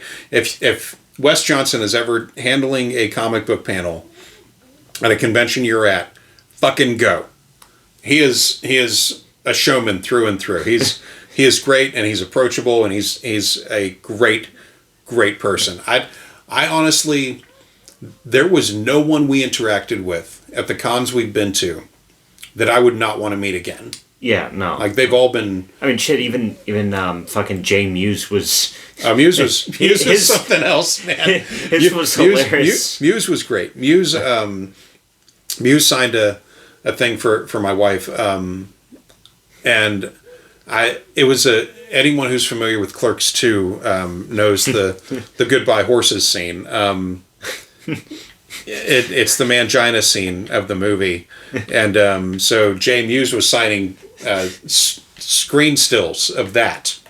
He had other options, but I picked that one for her. And yeah, he signed it all up. I mean, he was super cool about it too. Yeah. Everyone was great. The fucking. The Dark Souls roll he did out from underneath the table. He was. We walked up to his booth and the assistant was there, and I was like, "Oh man, did we miss Muse? Like, where is he?" He goes, "No, he's doing something right now. Hold on."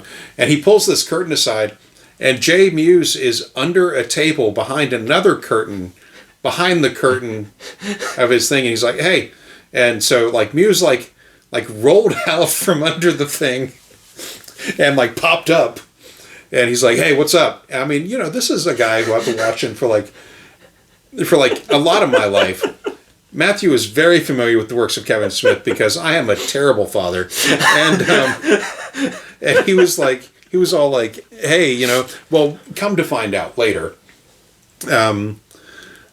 Everyone seemed like they were kind of on a little bit of an edge, at the convention. Everyone who was familiar with Kevin.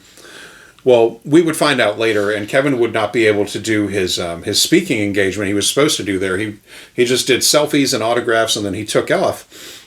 He was supposed to do a whole Q&A thing, but we would come to find out later, and I figured the truth would come out. His wife had just busted her hip, like the day before, like immediate surgery thing, and so like he did his commitment to the con. Yeah. And then, he got immediately back on a plane to Los Angeles. Like, she was coming out of surgery as his plane was landing. Yeah, he was there for the day, and then he was gone because... Yeah. And I think Randall and Dante, I can't remember their names. Jeff and Brian, they took over the... Yeah, they did the Q&A, and they were great. Yeah. And we got to see them a little bit more. Like, I got a Clerks 2 poster signed with them and Kevin and Jay Muse. The only person on the Clerks 2 poster that I don't have is Rosario Dawson. But, cons being what they are, could meet her at some point. Yeah. Well, I mean, we got fucking Anakin and Palps last run. Yeah, you got them. I did not get to go to that one. I didn't get to meet them either, if it's any consolation. Yeah, because your time management sucks. Yeah. Ugh. I missed out on the time of it because I got there on time for it, technically. Yeah. But I was walking the con floor, and then the guys I was there with were supposed to let me know when it was time to go meet with them. And then I'm sitting there and I'm like, man, a lot of hours have gone by and nobody has sent me a text. Yeah, those fuckers dropped the ball big time. Yeah, and then I get back to our table and I'm like, hey guys, hey guy, where are the guys? And he's like, they've already gone to go see the two of them. And I'm like, the fuck? Yeah. I'm wearing my fucking Inquisitor armor for a goddamn reason. Yeah, fucking... Yeah, that crew really dropped the ball. Yeah. But they also forgot I was even going to be there, so... Yeah. So let's move on with the Patreon talk. Oh, God, Patreon. Yeah. Yeah. Well, anyway... Yeah, no one was charging more than $50 for an autograph. Papa Bear level on Candace's Patreon is $150 a month. Jesus. Which includes the autograph plus a copy of Blackout. It doesn't say if the book is signed or not as well. But I also have to think that the average fan of hers probably already has a fucking copy of that trash book. Finally, there is the Goldilocks level. Okay? Okay. It includes the lower tier benefits, plus an exclusive monthly video call with Candace. It is limited to 10 patrons at $250 a month. Jesus Christ. There are 9 slots available if anyone wants to get in on it. What the fuck? That all said, the last content produced on the Patreon was Shot in the Dark series back on June 24th, 2022. Which would be true if I hadn't decided to see if she had another Patreon. Oh, God. She absolutely does. Wait, so hang on. Rather than using one central Patreon, she has Patreons for... I'm assuming she has another Patreon. She has 2. Okay. She has 2 officially that I was able to find. But why would she... Why not just have them all on one? Why have 2... okay. So... Continue. She has 2 Patreons when you search her name, and both say the same thing on the search box description. Creating content for moms and dads. The second Patreon only has 1 donation level with no benefits listed. It is $10 per month. It has 1 member. Guess who it is? Who? Me. What the fuck? Not at paying. Not even paying. It doesn't have any paying members. It has 1 free member, and it only has the 1 free member after I signed up. I was shocked, actually. So you're the only... Yeah. Thomas Anderson is the only member on that one. There is a file for sale there for $5. It is about 640 kilobytes in size. That is supposedly 5 links to 5 videos explaining in more detail, I guess, her bullshit about Brigitte Macron. What the fuck? It says on the sales page, quote, "The money collected will be automatically retransmitted to an association within the next few days." And then it goes on to say, quote, "In this file is the fall of the head of state of the French government. The Macron lie has come to light. 5 links with 5 explanatory videos await you in the file." Close quote. And there is no period at the end of that sentence. It ends with, "Thank you for your support, comma, Owens." That sounds like the most video gamey, like... Scammy shit. Like, you've been handed a thumb drive in a fucking video game. Yeah. And you plug it into your shit, and that's what it says, and you're like, the shadow contact needs me again. Yeah. Like, that's what that fucking sounds like. I mean, like, what the fuck? So I have no idea if this is a person trying to grift off of the back end of Candace. I hope they are. It's all just absurd, and it's the kind of break I needed to take while working on this episode. Honestly, I hope they're trying to grift off of Candace. Yeah. Just for their own profit. But let's get back into it with this next clip. Now, I wanted to play this as a full 4 to 5 minute block, but pushback needs to be done on the things this person, Katie Grace, is claiming. I will say that the National Institutes of Health links are still in the Patreon post about this episode, but the other links mentioned are behind the minimum paywall. Unfortunately, Candace doesn't give details, so I will have to try to find the information being blathered about. Let's get it started, though. She is donating at the baby bear level, and which is $20 a month. And she wrote a very long and detail-oriented and well-researched comment to me, and I want to read it to you guys. And I will also provide her links, and I will just share really her entire post, because I think she completely nailed this. She said, "I'm sure you already know this, but I've been researching the vaccines, and I found that a 7-pound newborn should only be exposed to 5 micrograms of aluminum per day. 5 micrograms per kilogram of aluminum per day, according to the FDA, to prevent neurological impairment." Katie, don't. Part 1. This is true, and what Katie Grace is not telling you, and what Candace is not telling you, is that this limit only applies to infants being fed via IV. Infants ingest much higher levels of aluminum through breast milk at an average of 7 milligrams per day, or in formula at up to 38 milligrams per day. There are 1,000 micrograms in a milligram. The 5 microgram limit applies to IV nutrition because it bypasses the digestive tract and goes directly to the bloodstream. The body only absorbs a very small amount from the digestive tract, and the kidneys, even in infants, excrete most of it. Premature infants and those with renal impairment are at the highest risk for aluminum toxicity buildup due to their kidneys being less functional. Now, exceeding the limit in IV or parenteral infusion has been associated with developmental delays and bone disorders in infants. Now, I'm going to let this play on after I say this. The total amount of aluminum administered to infants across the entire run of vaccines, across the first 6 months of life anyway, is only 4 to 4.4 milligrams.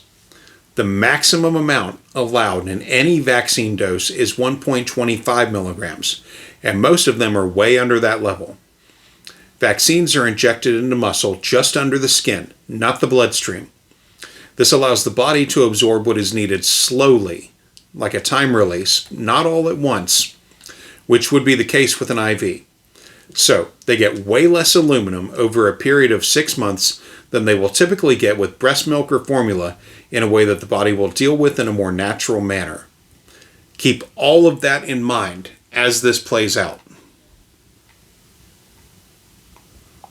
This means about 16 micrograms per kilogram should be allowed in a shot, yet the Hep B vaccine has 250 if you're using the Engerix-B brand to 500 if you're using the Recombivax hepatitis brand. That's very high, obviously. And she said, so depending on what type your hospital stocks, your baby is either getting 79 micrograms per kilogram or 157 micrograms per kilogram at 2 months. And she goes on to tell you, again, I'm going to post this on my Patreon, at every month that you're required to get this shot, how much aluminum is being injected into your baby's body. And then she lists another study, which is super interesting. She says, we are told that aluminum will quickly be excreted in the urine, but an animal study showed that after 28 days, only 6% of one aluminum vaccine compound and 22% of another was actually excreted by urine. That is incredible. I have checked her resources, and what she is saying is true. Again, we will put this study on Patreon. So the sell is, oh, don't worry, it's going to come out in the urine, it's going to be excreted. But actually, the animal studies don't show that it's going to be excreted, which goes back to that argument and discussion that people are having, that these children that are autistic or going through are really just having an overload of metals in their body that they're not able to excrete, and it's causing psychological harm. Again, I am not making that claim. We're going to talk about that later, and I am going to show you the people who are way more qualified to speak on this issue than me that have been making this claim. People from our own government who have been making this claim about the MMR vaccine from the very beginning, and from other governments who have been making this claim about the MMR vaccine. We are going to talk about that. But to see this study, which shows that aluminum is going to the brain and that it's not being excreted in the urine, is very interesting. So she goes on regarding that same study. She says, yeah, Katie, don't part two. Gonna stop her right there. First, the study that is supposedly so important for everyone to see isn't listed on her Patreon description. Yeah. It's behind a paywall. Second, I went looking for any such study. There is no such study listed by any major source anywhere. Makes sense. the same study found that some of the aluminum went to the brain. Aluminum adjuvant nanoparticles are not the same as the ionic form of aluminum, which is quickly excreted. Yeah, that was not even 12 seconds. Really? Yeah, so here's the thing. Aluminum adjuvants used commonly in vaccines, those are designed to break down slowly in the muscles as the body works on doing what it needs to do with the main payload of the vaccine. As it absorbs the payload, the aluminum adjuvants, regardless of what they are made of, break down within the muscles and enter the bloodstream as ionic aluminum, which is the fucking same as what is ingested in breast milk and formula. So it is excreted the exact same in a measurable manner of time. Mm-hmm. Let's allow this to go on. So it's very important that when you're looking at this study, you understand that this is pertaining to what is actually in the vaccines, right? So there's a different kind of aluminum, which is an ionic form that is quickly excreted, but that is not the kind that is being used in these vaccines. Aluminum's neurotoxicity is well documented. People without good kidney function to excrete the ionic form of it can develop speech issues, motor problems, dementia, and seizures. Further, the brain tissue of those with autism had high levels of aluminum. Katie, maybe. Okay, so this is where we have to concede a point based on evidence. The NIH and several studies of individuals that passed away that had their brains donated to studies have found that on post-mortem inspection, brains of individuals with autism spectrum disorder, ASD, do show a level of higher aluminum in the brain tissue than those that are not on spectrum. Those levels on average are between 2 to 3, almost 4 times higher than those without known ASD. That said, there is no known pathway for why this occurs, or if the elevated levels of aluminum have anything to do with ASD. It is a link, but as of right now, the only ethical way to study it is in dead brains. The process for finding it involves specific tests that look for it, that destroy the tissue otherwise. I am willing to concede this point for now. That said, as a person on the spectrum, in a home with others on the spectrum, we have always avoided aluminum in our normal consumption of foodstuffs. Most families I have known with kids on the spectrum have a relatively healthy lifestyle. They don't tend to have canned goods, sodas, or even aluminum water bottles in their homes on an average basis. Extremely healthy people. Granted, that is based on my history with others and might not speak for the community at large, but I cannot conceive that this is the cause of autism. A single heavy metal that is largely avoidable and avoided by many ASD families I have known is dubious at best. I'm saying this because a hallmark of people on the spectrum is our taste of things. Textures that are not what we like can ruin an appetite. For me, it's mushrooms. I can't hang with them at all. For others I have known, the texture of beans in general is vile for them, but mushrooms are fine.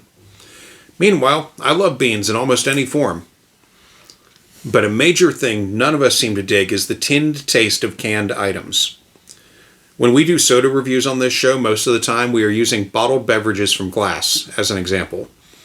Actually, I think just about every time so far. Yeah. We haven't cracked a single can yet. See, I thought maybe we had done a can, but no? No. No, it's all been bottles? Okay. It's all been bottles. We haven't used a can yet. Okay. So, yeah. But my favorite, the sheer audacity of that shit. Like, your kid is going to get aluminum for this, and it's going to make them one of the tisms. Like, fuck off. Yeah. Fuck off. All parents just trying to look for a reason as to why there's something quote-unquote wrong with their child. Yeah. Again, bastards. Anyway, next. Piece of shit. Again, she is completely loaded all of this with links to studies, actual medical studies. So these aren't obscure, weird anti-vax websites, as some would say. And I'm going to make sure that you have access to this because I am a big believer, personally, that yes, that these metals are what is leading to so much toxicities. I am a big believer that these vaccines are causing autoimmune deficiencies. We're seeing so many different kinds and so many children that have autoimmune deficiencies that we just did not have when we were younger and we weren't as vaccinated. And I refuse to believe that it's safe, it's perfectly safe to inject your child with metals, let alone when your infant has just been born.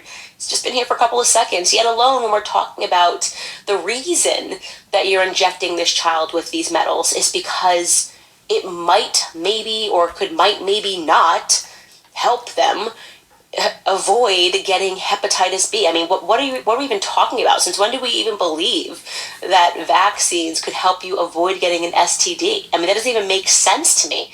What are we even talking about? That's why they make no promises. They make no promises. It might not protect you. It could maybe not protect you. Anyways, okay, well, could it maybe not harm me? No, they would never say that. It's not even plausible. You shouldn't even think it. But these studies are adding up, and I do believe that neurotoxicity should be something that parents look into. What aluminum does to a child's brain is something that should be looked into. When you're talking about giving them 3 doses of something when they're so young, this is something that needs to be looked into. So again, I will put this all up for you, and we will continue to shine a light on vaccines just to make sure that you have the information so that you can make the best decision. All right, guys, we'll be right back wrapping this discussion with a few questions for you to ask your doctor. So Candace do what Candace does. Yeah. So first, there is no evidence that vaccines cause autoimmune deficiencies, but at least she said that was her belief. Anyway, heavy metals like lead are known to cause all sorts of issues in people. As for autoimmune diseases being on the rise, there are many factors to this. For one thing, the phrase autoimmune disease is a massive catch-all term for any disease or condition in which your body attacks itself. There are up to 100 recognized autoimmune diseases that fall under this category, such as type 1 diabetes all the way to IBS, irritable bowel syndrome. That one? Yeah. Underneath that? IBS is under autoimmune. So are Crohn's, lupus, rheumatoid arthritis, and so on. A whole fuck ton. The cause of any of these is usually unknown. Environment, diet, genetics could all be factors. The point is, no one knows, and a lot of research is going to be going on with all of this for quite some time. Or perhaps maybe not, since the fucking Health and Human Services Director has decided to stop or pause all kinds of things. Yeah. So yeah, fuck that. After dude. having a, brain worm that died in his head. Yeah. So as for whether or not vaccines can help you avoid getting an STI, that is a thing that some of them do. Mm-hmm. Hep B, however, like most STIs, is not just transmitted sexually. We covered earlier in the episode all the known ways that a person can get it. For Candace to brush this off as just a sexual matter really shows either her ignorance on the subject overall, her ability to lie, her ability to plausible deniability, or some mix of all of those. I don't really know or care. I just know that it's factually wrong, and these vaccines are known to be massively effective when taken at any age. In this case, it is shown to be 99% effective when done as an infant, and in the high 90 percentile range for anyone older. Again, fucking absurd of her. Now, it's time for her to lie again, though. Hey everybody, it's me, your host of A Shot in the Dark with Another fucking... My commitment, as She I've ran already 3 made of clear to you these? now, is to keep this series 100% free. I believe the content is just too important to exist behind a paywall. That said, if you like this web series and you want to support us and help keep it going, you can do so by heading to www.patreon.com/Candace Owens. On my Patreon account is where you can interact with me, ask specific questions, and more importantly, She didn't even find harp her own links shit to this all the hard when government it sources was and websites that we for use throughout free. each episode. You can also contribute whatever you can to the show to keep us going. Whether it's $1, $10, no dollars, or $100, we deeply appreciate your support. You'll also find different tiers of support and some great incentives to keep you engaged. Again, that's www.patreon.com/Candace Owens. A signed let's copy, get back to the anything to be a great incentive. I kept that in because it is in my nature to discuss as much as possible every lie in this series. Yes, that was a third ad. Yep. Yes, she did say that the series was free to watch. And yes, that was a lie. Again, the first 3 episodes were free to view on YouTube. And after that, episodes 4 to 11 were behind the paywall on Daily Wire Plus. Yeah. It was never really free in its run, and it is not free now since it is behind another paywall on Club Candace. And still got a Patreon paywall, apparently, that exists for some fucking reason. Yeah. Ironically, the way I got them, again, is from someone who put them on Rumble, which is free to view, but not what she ever intended. Now, she talked about the Patreon there the same way she used to talk about her locals page. Yes, you can donate on her Patreon pages, but the level access is entirely different. We covered that earlier. I just wanted to note it here. Again, this is the third ad for her Patreon on a paywalled site. I don't know if other Daily Wire people were doing this as well or are doing it now, but I wouldn't be shocked. Moving on.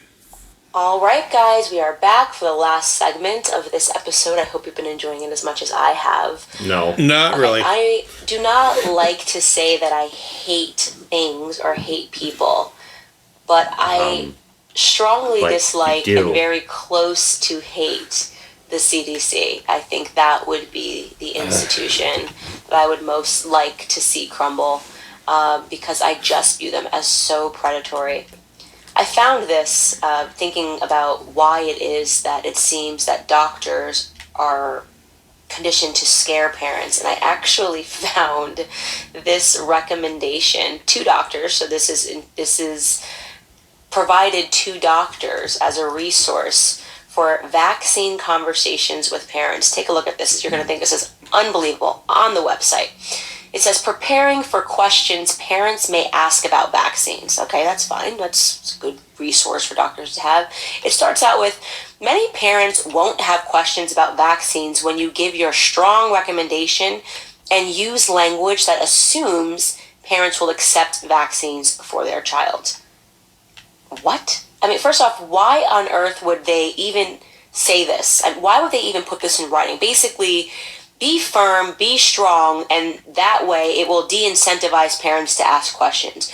If this was, the CDC was a good institution, wouldn't they want to say, if this was a good bureaucracy, wouldn't they say, many parents will have questions, and here is how you can answer them?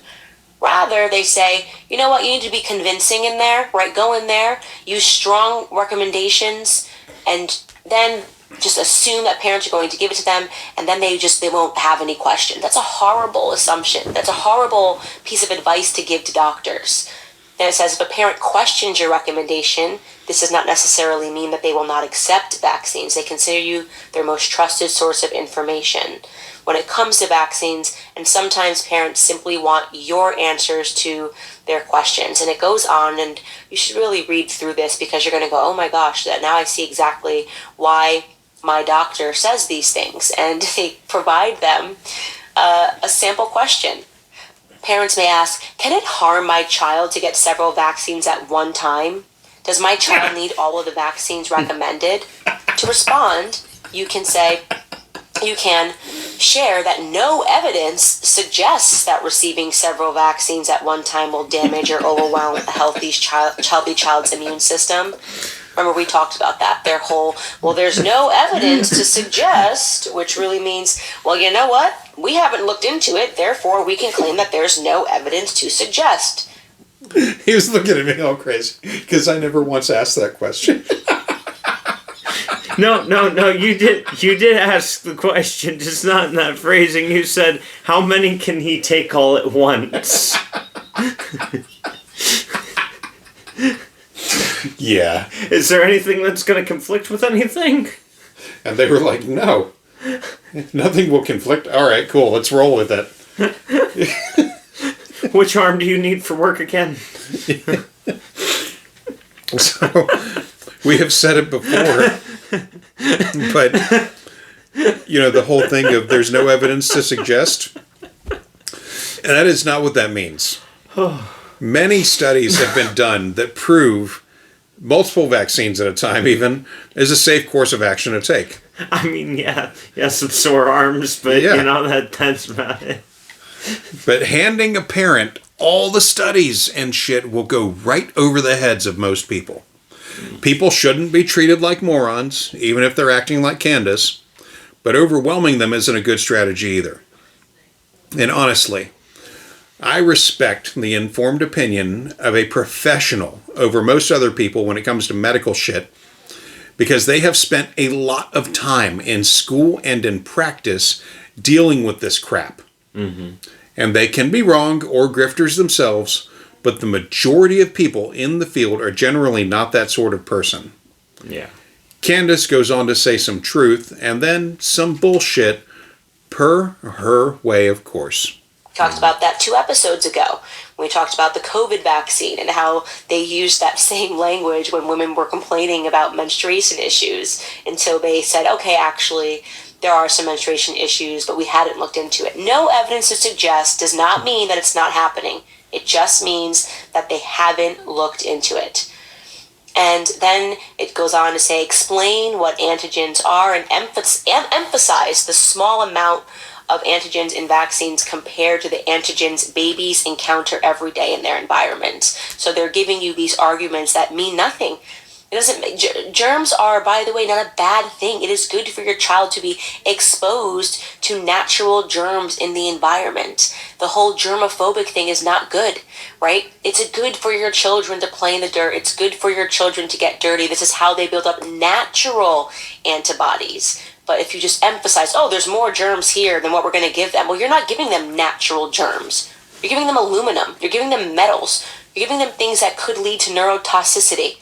So this is just, again, doctors being programmed on how to make you believe that you're crazy. That having any questions would make you crazy. They're going to walk in confidently. They're going to say that no evidence suggests, and that's going to be the end of it, right? And that last bullet point, they say, remind parents that they must start each vaccine series on time to protect their child as soon as possible. and their child must complete each multi-dose series for the best protection. There are no data to support, here we are again, that spacing out vaccines offers safe or effective protection from these diseases. We want to keep your child on the schedule. We don't have any evidence to support that spacing out the vaccines might be more safe or effective. That's big pharma language for, we're not going to look into that because we want to keep your kid on the schedule. My thesis is that the reason why they want to keep children on this aggressive schedule before they turn 2 years old is because before they're 2, most children aren't talking. So they have very little evidence to go off of. It's your word versus my word. If you say, my child got this shot and then everything changed. My child got this vaccine and they started digressing. Well, you know what? Mom and dad versus the doctor, nobody really knows what's true and what's not. But as your children get older, it becomes more apparent. You can't have a 5-year-old in the classroom spelling their name and drawing, and then the next day they come back from a vaccine and they're suddenly not able to talk and they're reclusive and they're not able to write their name or learn new letters, and the teacher will say, no, this child was fine, and then they weren't fine. Suddenly there's more proof. So to eliminate that risk, again, this is my hypothesis regarding this, to eliminate that proof that would help parents, that would support their claims of vaccine injury, this is what doctors do. They pack it all in, big pharma in a schedule, and they try to tell you, they go in strong and they say, keep your child on the schedule. Keep your child on the schedule, because there's no evidence to suggest that it's wrong not to. Yeah, this is just more evidence that she is terrible. That ran long, but I wanted to let her run with it. There is plenty of evidence that not sticking to a standard vaccine schedule is potentially harmful, and I would argue that it is borderline negligence to willfully do so. In Matthew's case, we moved around a lot, and when he exited elementary school early, those little reminders that parents get to keep a kid on schedule weren't exactly coming to us. I didn't have health insurance for a long time either, so there was no email from a doctor that would have made it to me. And to cap it all off, the homeschool community we were involved with was filled with the kinds of people that don't vaccinate their kids and keep them out of school. So aside from anti-vax memes, there was no reminder system set up from those folks either. It was kind of fucked. But when the COVID-19 vaccines came out and we went to go get him his COVID-19 vaccine, they looked at his record and they were like, hey, you actually are behind on like 7 vaccines. Yeah. And we were like, oh, shit. And, yeah, the only vaccine we knew about was the measles one. Yeah. Yeah. Yeah, and so, yeah, they were like, yeah, you're kind of behind on these. And, we talked with the professionals at the county health office about it. And they told us, if you get these first, you can come back and do the COVID. Yeah. We're like, well, yeah, absolutely. Let's do them. Let's do them all now, Yeah, yeah. Shit, let's get this over with. 4 in the left, 3 in the right. Yeah. Let's get this over with. Well, so, yeah, as soon as we could get him vaxxed, we absolutely did. Anyway, Candace is straight up lying here and doing what her grifter role requires her to do, which is to blame a nebulous entity like Big Pharma. This is as lazy as blaming the old gods from Lovecraft for your problems without taking the work to name a specific one. Mm-hmm. Fucking bullshit. And you can't just go with the easy one and call Cthulhu on it. No, because Cthulhu is not one of the old gods. Yeah, he's a goddamn priest. Yeah. And quite frankly, I don't think he's actually really trying to harm anybody. It's just, I mean, not directly. Yeah, no. Cthulhu's kind of like indifferent. Yeah. Because he's a impossibly large, monster. Yeah. With leathery bat wings and pants. He wears pants. That is canon. He does wear pants? He wears pants. Oh, fair enough. But even a carved image of Cthulhu can drive you mad. Yeah. It's great. It's great to be Cthulhu, or not. I don't know. Well, see, I feel like when Cthulhu's trying to warn people of like, hey, y'all need to shape up or I'm going to have to go wake them up. No. That's... No. Cthulhu wakes up from his long slumber, and he's like, oh, now it's time. I'm awake, and now it's everybody's problem. That's what it is. Yeah. See. But that's what people don't get is Cthulhu is the priest that calls the old gods from space. Yeah. Yeah.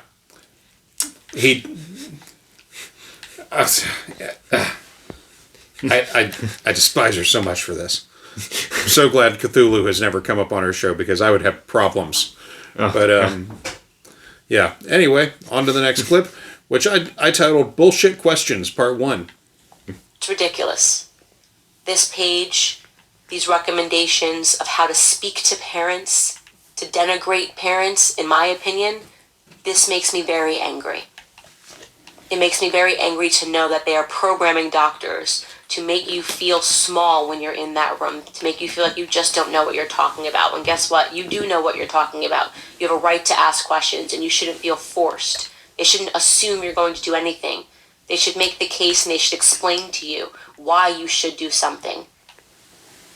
So we're going to wrap this episode with questions that you should ask your doctor. I thank you for those of you that wrote to me and said that you really like that we're doing this, because I think it's very helpful and it makes things very clean for parents, and puts the task on the doctor to provide answers. Here are 4 questions that you might want to ask your doctor about the Hep B vaccine. Question 1, the insert clearly states that this vaccine should be recommended on a case-by-case risk-assessed basis. What risk have you assessed for my child that you believe constitutes recommending it for him or her? Why do you believe that my infant is at a higher risk for an STD? Okay, so this was a 2-parter, technically. But the first thing you should know is that nowhere in the insert does it say anything about doing this vaccine on a risk-assessed basis. Mm-hmm. Nowhere is anything like that wording used at all. I will be providing a link to the FDA insert in the show notes. It is about 10 pages in full. The second thing there, we have of course already covered, that the risk of getting Hep B isn't just limited to sex and needles. Next, if what she says happened actually happened, her doctor should lose her license. Yeah. I think that's a pretty fair question to ask, right? It's a question that I asked, and my pediatrician sort of fell apart. She said, I don't really know why I'm recommending this to you. I don't think you're going to go home and be around drugs and needles that are dirty on the ground. I mean, when is a child safer, right? They're wrapped up in blankets. They can't move. They can't crawl. I mean, why on earth would you believe that they were going to stumble across something that would give them Hep B, right? That's a good question. Question number 2, the ingredients on this list aluminum as an adjuvant. Is that safe? Is it safe? Oh, this aluminum? Because I've got some studies that are telling me otherwise. They're taking a look at this in Europe and they're saying actually these were not adequate studies to talk about AAHS and to put this and to administer this via vaccines. Look through that study. Have the information on your side and ask your doctor that simple question. Is it safe? And then ask them this follow-up question if they say yes. To say, actually, what would you say is a safe amount of aluminum for a child to be administered? Put them on their toes. What is a safe amount? Give me the number. How much? Right? And lastly, So we have covered this already, but the answer to the first question is that yes, it is safe. And the answer to part B of that question is that up to 5 micrograms of AAHS per kilogram of body weight in a single dose, dosed intramuscularly, is safe. As an average, if the infant weighs 17.5 kilograms, the safe daily limit would be 17.5 micrograms. The amount of AAHS in a single dose of Recombivax is 0.25 milligrams, which is about 250 micrograms. Now, before anyone calls bullshit at me, this is not the same as an IV as we've discussed. Putting 250 micrograms in an IV would probably kill or seriously fuck up a kid. But the reason the vaccine schedule spreads out the 3 doses is because when it is dosed in the muscle, it is absorbed more slowly, and because of the adjuvant, it has the ability to adjust to fighting and recording the proper data into the immune system in a timely manner. The entire argument against it being unsafe and without merit in European studies is based on a willful misunderstanding of why the EMA called it into question, and also how the body actually works when it is injected into muscle. Mm-hmm. So, next. They do always say, oh, it just comes out when they go to the bathroom. I've heard doctors say this all the time, and we know that depending on what you're talking about, that may not be true. And if you've got the study in your hand, then you should request a study that says otherwise, right? Get ready to say to your doctor, you claim the aluminum will be excreted in the urine, but this animal study that I found on a government website via the National Library of Medicine says otherwise. Do you mind providing me with a study that confirms your findings? Right? Do your job. If you're going to walk in and march in confidently and just tell me what you think I should do, then do you mind having your nurse or your receptionist send me that study that confirms what you're saying? That it will just be excreted in the urine? I want to actually see that. I want to see that study. It should be very easy for you guys to have this on hand. You're getting so much money. Have it on hand. Here are the studies that confirm everything we've said, right? Because I have a study that says otherwise. I think that those are 4 questions that you can go in there and you can see what is the response that you get. And if you... Okay, so I don't know what study she is referencing here. Every study done on humans and animals under average normal conditions, regardless of species, shows that living beings across the board excrete aluminum at a rate of about 95% through the kidneys and urethra. 2% leaves via the bile duct and poo, usually within hours of intake, which is useful considering how much more is taken in via breast milk and formula than the Hep B vaccine or any other vaccine with aluminum as an adjuvant.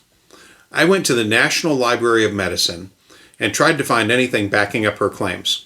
The closest I could find were studies that said that only in cases of renal kidney failure or in creatures great and small with kidney issues was the backing up of aluminum in the body an actual cause for concern. In such a case, an infant would hopefully be diagnosed with symptoms showing renal issues and be given proper care. But in most cases, this is not an issue in any regard.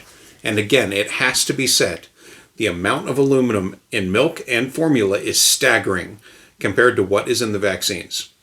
But for Candace to encourage her listeners to be combative to their doctors and other medical providers, well, there is one outcome that I would hope would come from this, and that is, if put on the back foot by one of her weirdos, I would hope they would be prepared to deal with other such persons in the future. But things being what they are, I doubt anyone that is listening to and believing her bullshit, I doubt that they are teachable on facts. If the internet has taught me anything, it is that facts, logic, and reason don't play well to the determinedly damned among us. No. Now, it's time for Candace to do more buttering and then more lies. Agree with everything, you've looked at all this, and you decide that you want to get the hepatitis B shot, 3 doses of it for your child, then that's good on you, but at least you are making an informed decision. It was a no for me and my family. It could be a yes for you and your family. You know, we're all learning, we're going through this process together, so no shame either way. You guys, the last thing that I wanted to bring up was that I was getting a ton of questions from people about how do I find a pediatrician that will not force me onto this schedule. Obviously, we all know that pediatricians will say, we'll drop you if you don't stay on the schedule, because a lot of them are receiving kickbacks from insurance companies to keep children on the schedule. Never. So their motivations are not pure. Their motivations are related to lining their own pockets. I will get into that in another episode. But we did have a person that wrote to us and said that you could use this website. So I want to pull that up for you guys to take a look at. The website is Dr. Green Mom. I had to look behind me there because I wasn't sure. drgreenmom.com. And this woman says, hey, here you are. You can check it out where you live, and you can find a doctor near you that's not going to force you to follow the schedule. You know, I found one near me. So I checked out this site. It seems legit on the surface. Mm-hmm. The woman that runs it, Dr. Ashley Mayer, has a good sales pitch. But if you want access to anything actually of use on the site, you'll either want to be a monthly subscriber to the VIP section at $30 per month. Fucking hell. Or you'll want to pay for things like a vaccine strategy guide that is $159 and includes something that made me choke when I saw it, which is a vaccine detox guide. For those of you who might not be familiar, vaccine detox and the detox movement in general are often at extreme odds with actual medical practice. The reason why a parent might seek vaccine detox on their child or themselves is if they have had to follow a vaccination rule to get a kid or themselves into something like a school or activity group. Since I'm not paying $159, I can't say what is in it. But I can tell you that the information on the site, whether paid or free, carries the disclaimer that it is all for information purposes only. Legally, since she is practicing in Arizona, that state has a rule about practitioners not being able to practice medicine on persons out of state. So she couldn't really do like a Zoom call with someone that is outside of Arizona, let alone provide medical advice on a website that anyone outside of Arizona can access. The doctor guide is, of course, locked behind the paywall. Of course. Yeah. Yeah. So now we're going to let Candace close this particular thing out. Are out there, and I think actually, strangely, following COVID, more and more doctors and nurses are uncomfortable with the system that they're in. They realize the pollution, and they're trying to establish more independent practices that aren't so controlled by big pharma. So that's an answer. All right, guys, that's all the time that we have for today. And thank you to everyone all of my sponsors of the show. It means so much. I know we can get more.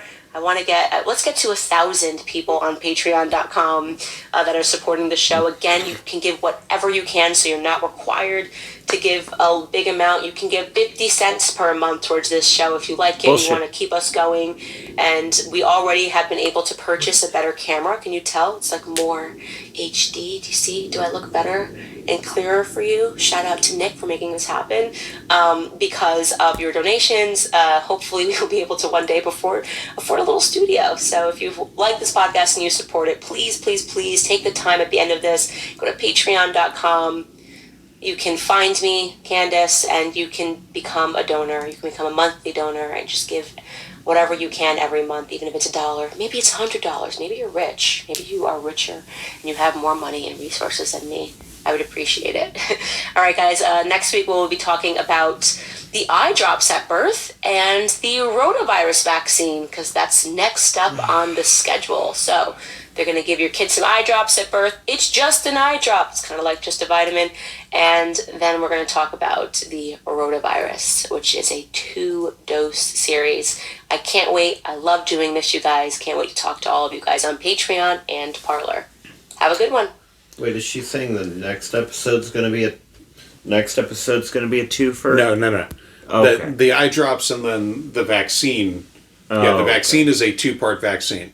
What she hasn't bothered to mention in this entire fucking episode, that I only just now realized, is that this vaccine, the Hepatitis-B vaccine, actually I don't think she bothered to mention it. Fuck it, I don't care. It's 3 parts. Yeah. It is 3 parts. Yeah. I mentioned it. I know I did. I don't think she did. But, yeah, it is a 3-part vaccine. But, regarding that Patreon member number, she wanted to get it boosted up to 1,000. Yeah. Which 1,000 paid members would have been $20,000 a month for her. That makes sense, yeah. I don't know if she ever hit that number. But her current count is only 175 paying members. Mm-hmm. And one of those is $250 a month. Jesus. I don't know the numbers on the other one. I don't understand where people just have the disposable income to just... do you have your phone handy? Yeah. Okay. Punch in. Let's just assume that everybody's at the lowest level that's paying. Okay. Punch in 174 times 20. Okay. 174 times 20. 3,480. Okay, 3,480. Add 250 to that. 370. Sorry, 3,730. Okay, 3,730. That is her current minimum monthly take from Patreon right now. That's some bullshit. Yeah, isn't it? Yeah. So, anyway, that was her shilling at the end for direct money from her listeners and viewers. Candace married into wealth 2 years or so before she got on Daily Wire Plus. she was hired on as paid talent on that site, and they made a big deal about it. Mm-hmm. So yes, I find it fucking gross that she has always had this view of crowdfunding and apparently being disconnected from how her crowdfunding actually works. Yeah. I think our listeners, and of course myself, have a better idea of her funding than she ever has. Yeah. Fucking absurd. Bullshit. Yeah. Now, I was on the fence about whether or not to play through any of her more recent stuff that we never really got a chance to cover. Mm-hmm. And, you know, I let myself sit with it. Mm-hmm. And ultimately what I came down to is I do want to play a little bit of the show of hers that came on. Now, our last episode, before the post-election blues episode, our last episode was on the night of the election. Yes. You know? And now, that was our last one. Candace recorded an episode the next day. I'm not going to play the whole thing. But what got me thinking about this was Candace has said recently, before she went on maternity leave for what is now her fourth child, she made a bunch of statements about how, you know, she's angry at Donald Trump for things. Yeah. Well, I want to try and track that journey a little bit. Mm-hmm. So I want everyone to hear just a few minutes of her the day after the election, like after the results were called. All right, ladies and gentlemen, I'm back in Tennessee. Happy Hump Day, Trump Day. We did it, Joe. We made Kamala Indian again. We can set our clocks back to 2 genders again. And let me just say this right at the top here. The following is not suited for all advertisers. This is not going to be an E rating for everyone to watch this podcast. I know that there are some people out there that are immediately calling for unity. I hear your calls, and I decided to send them all to voicemail for the next hour because we are going to have some fun. We are going to unburden ourselves from what has been. So welcome back to Candace. So yeah, that was that. Mm-hmm. For pretty much the rest of that episode, it's just it's a masterclass in how to be a shit winner. Yeah. Yeah. I'm not going to play any more of that. I just wanted to give everyone that little hit. Also, just to remind you that she totally wanted Trump to win. Yeah. She totally wanted it. Don't let her say otherwise. Mm-hmm. So, that all having been said, do you have anything to add? No, God, you know, I hope she doesn't return to baby peen again. You know, that, like, also the fucking goddamn vitamin K. Yeah. Oh yeah, I can actually read the ingredients on this one. Oh, yeah. So it's not bright yellow on bright yellow like the last one was. Oh God, man, mustard soda. I don't know why we did that. Because we have to do bad things occasionally to ourselves. Is Candace not bad enough? She's not. No. Damn it. Look. Fuck. Also, actually, because if someone's going to over here, yeah. Because if someone's going to make a bad soda, yeah, it should be tried. That's fair. That's fair. So, do you want to describe what we have here? I don't even know where to begin. I would start with the top and work my way down, as English goes. Well, see, I was thinking about. Okay. So, today.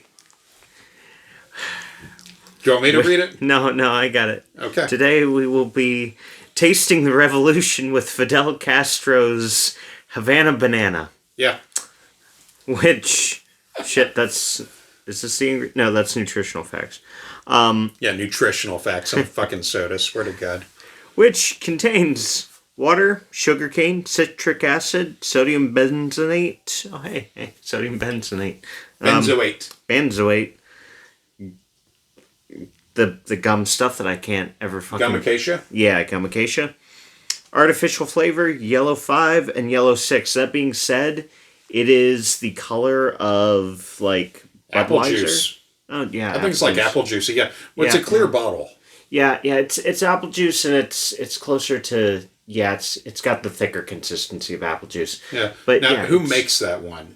Let me find that. Oh, apparently if we... Sorry. What's IA again? States-wise? Oh, IA? Iowa. If we lived in Iowa, we could get 5 cents back on this. Okay. Bottle deposits. Yep.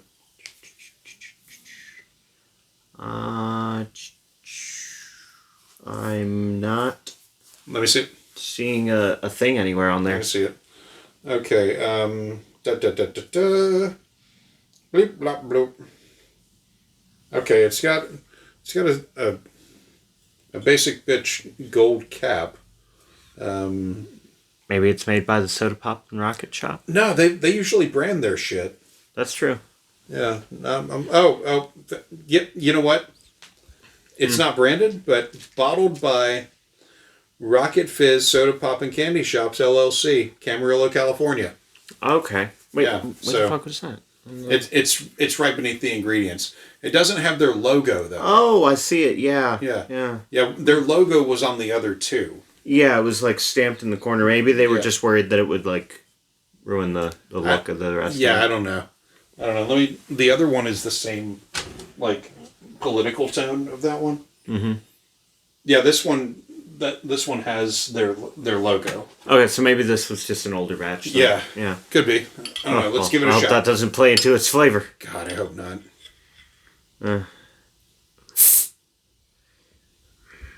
God damn. Yeah, those are some serious caps. I used to use those when I was bottling beer before I switched entirely to Grolsch bottles. Yeah.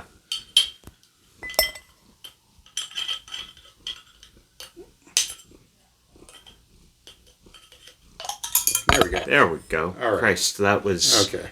that was an Olympic sport practically. Right. Squish, do not stick your head into this. Right.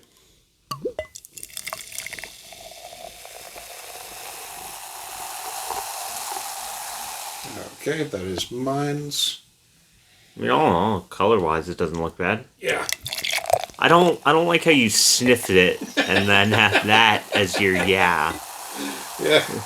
Bring that shit back over here. Yeah, give me the rest. Okay. I don't like how thick it is, and the fact that it like. I mean, it's made with pure cane sugar. Oh God. Ooh, damn! It is. Oh. I'm going to be honest. The sniff I get off of this smells like you. Okay, it smells like a banana peel was soaked in rubbing alcohol.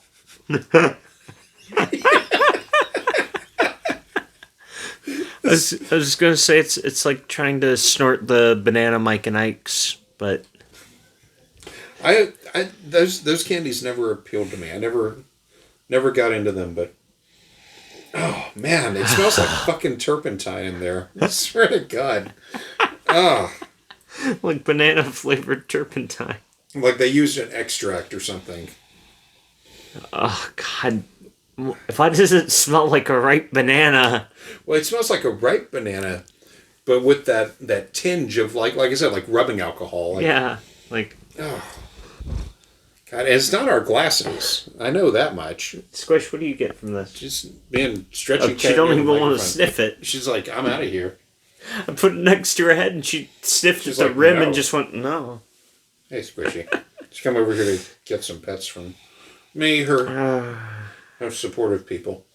Okay, well, let's you know what? Let's have our water bottles handy. Let's do that. I got it right here. You want to have it handy, like lid off and in a hand, literally. Like I'm just trying to think, for you, man. I mean, Please, in some way, get ready because we got to. This can't possibly be worse than than mustard.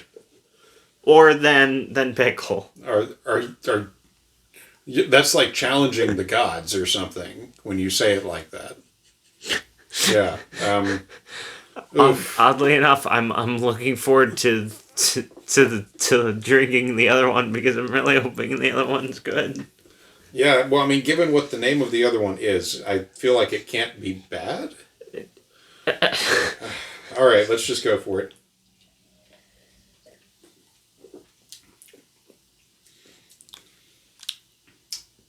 That tastes exactly how it smells. I mean, it's not. You know what? No, it tastes better than it smells, honestly. I don't get any alcohol flavor off of this. The banana flavor is not like hanging out. It's in there. Like I just ate a bite of a banana. Yeah, with the peel. That's the part that I'm getting. I'm getting the banana peel. I mean, perhaps. I mean, it's maybe from the residual smell. It has that banana candy smell to it. Yeah. But it's still got that strong, like, fucking like boozy back end. Well, I mean, this is Fidel Castro's Havana Banana, so right. You know.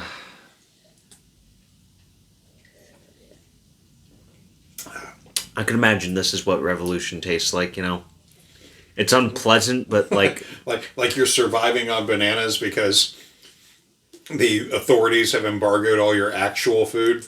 Yeah, like, you know, it's not overly unpleasant, but you just wish it could be just a little better.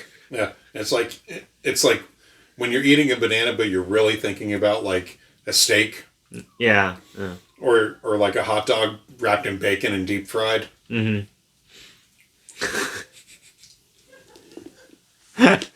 That shit's delicious. Fuck you. I mean, it is, but it's not.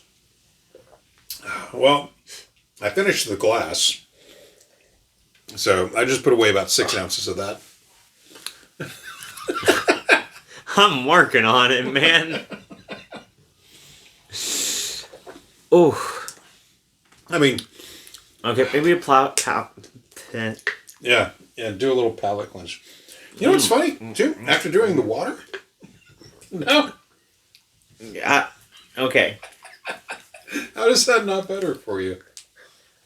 It was like a really sharp taste. Like when you eat an orange after brushing your teeth. Yeah. Yeah, it's got that effervescentness. Yeah. No. What's squishy? She's just being all buggy now. Yeah. Being all crazy cat. Yeah. Okay. And she's hung out in here for pretty much most of this episode, so. Yeah. Excuse me. God, there it is. Compliments to the chef, I guess. I don't think I can finish this one. All right. Well, just set it aside. Here, hand it to me. I'll finish it in a bit. I probably need the sugar boost. I gotta insert links and make sure this all gets uploaded right. God. So, yeah. So I mean, it wasn't horrible, but yeah, it wasn't the mustard soda. No. Yeah. Yeah, I'm really hoping that next week's turns out okay. Yep. God. Oh, are those the energy drinks you told me about? Yeah. Okay. Yeah. The other one that I had gotten had a it was a black cherry one. Yeah. And it had like the old style of Bombshell Girl on the exterior of it. Okay. All right. Yeah. I'm just gonna set that down there. Okay. Cool. All right. That is it. Yeah. What's up? Well, that also being said, A-Bomb Energy, tried them out recently. They're pretty fucking good, at least in taste. Yeah. And they do actually stick pretty close to what they say is their fucking energy for it. Yeah. Because it's just meant to be something that keeps you calm throughout the day while keeping you awake. Yep. Unpaid plug for A-Bomb energy drinks. Yep. They're pretty good. They're about a pint each. Wow. Yeah. Okay. All right. Well, then that'll be it. We'll see you all again in a couple weeks, I guess. Yeah. Stay safe. Don't Don't claw me. Friends don't let friends listen to Candace without hearing our show too. All right, everybody. That's it. Have a great night or weekend or whatever the fuck. I don't know, man. You do you. Just don't, kill anyone. Or run naked through the streets.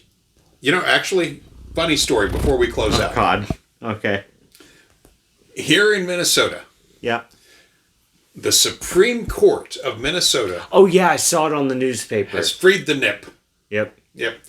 Ladies, if you want to go as shirtless as a man here in Minnesota, you totally can, as long as you're not being lewd about it and, pressing your sweaty, jiggly bits up against, some child. You're probably going to be fine.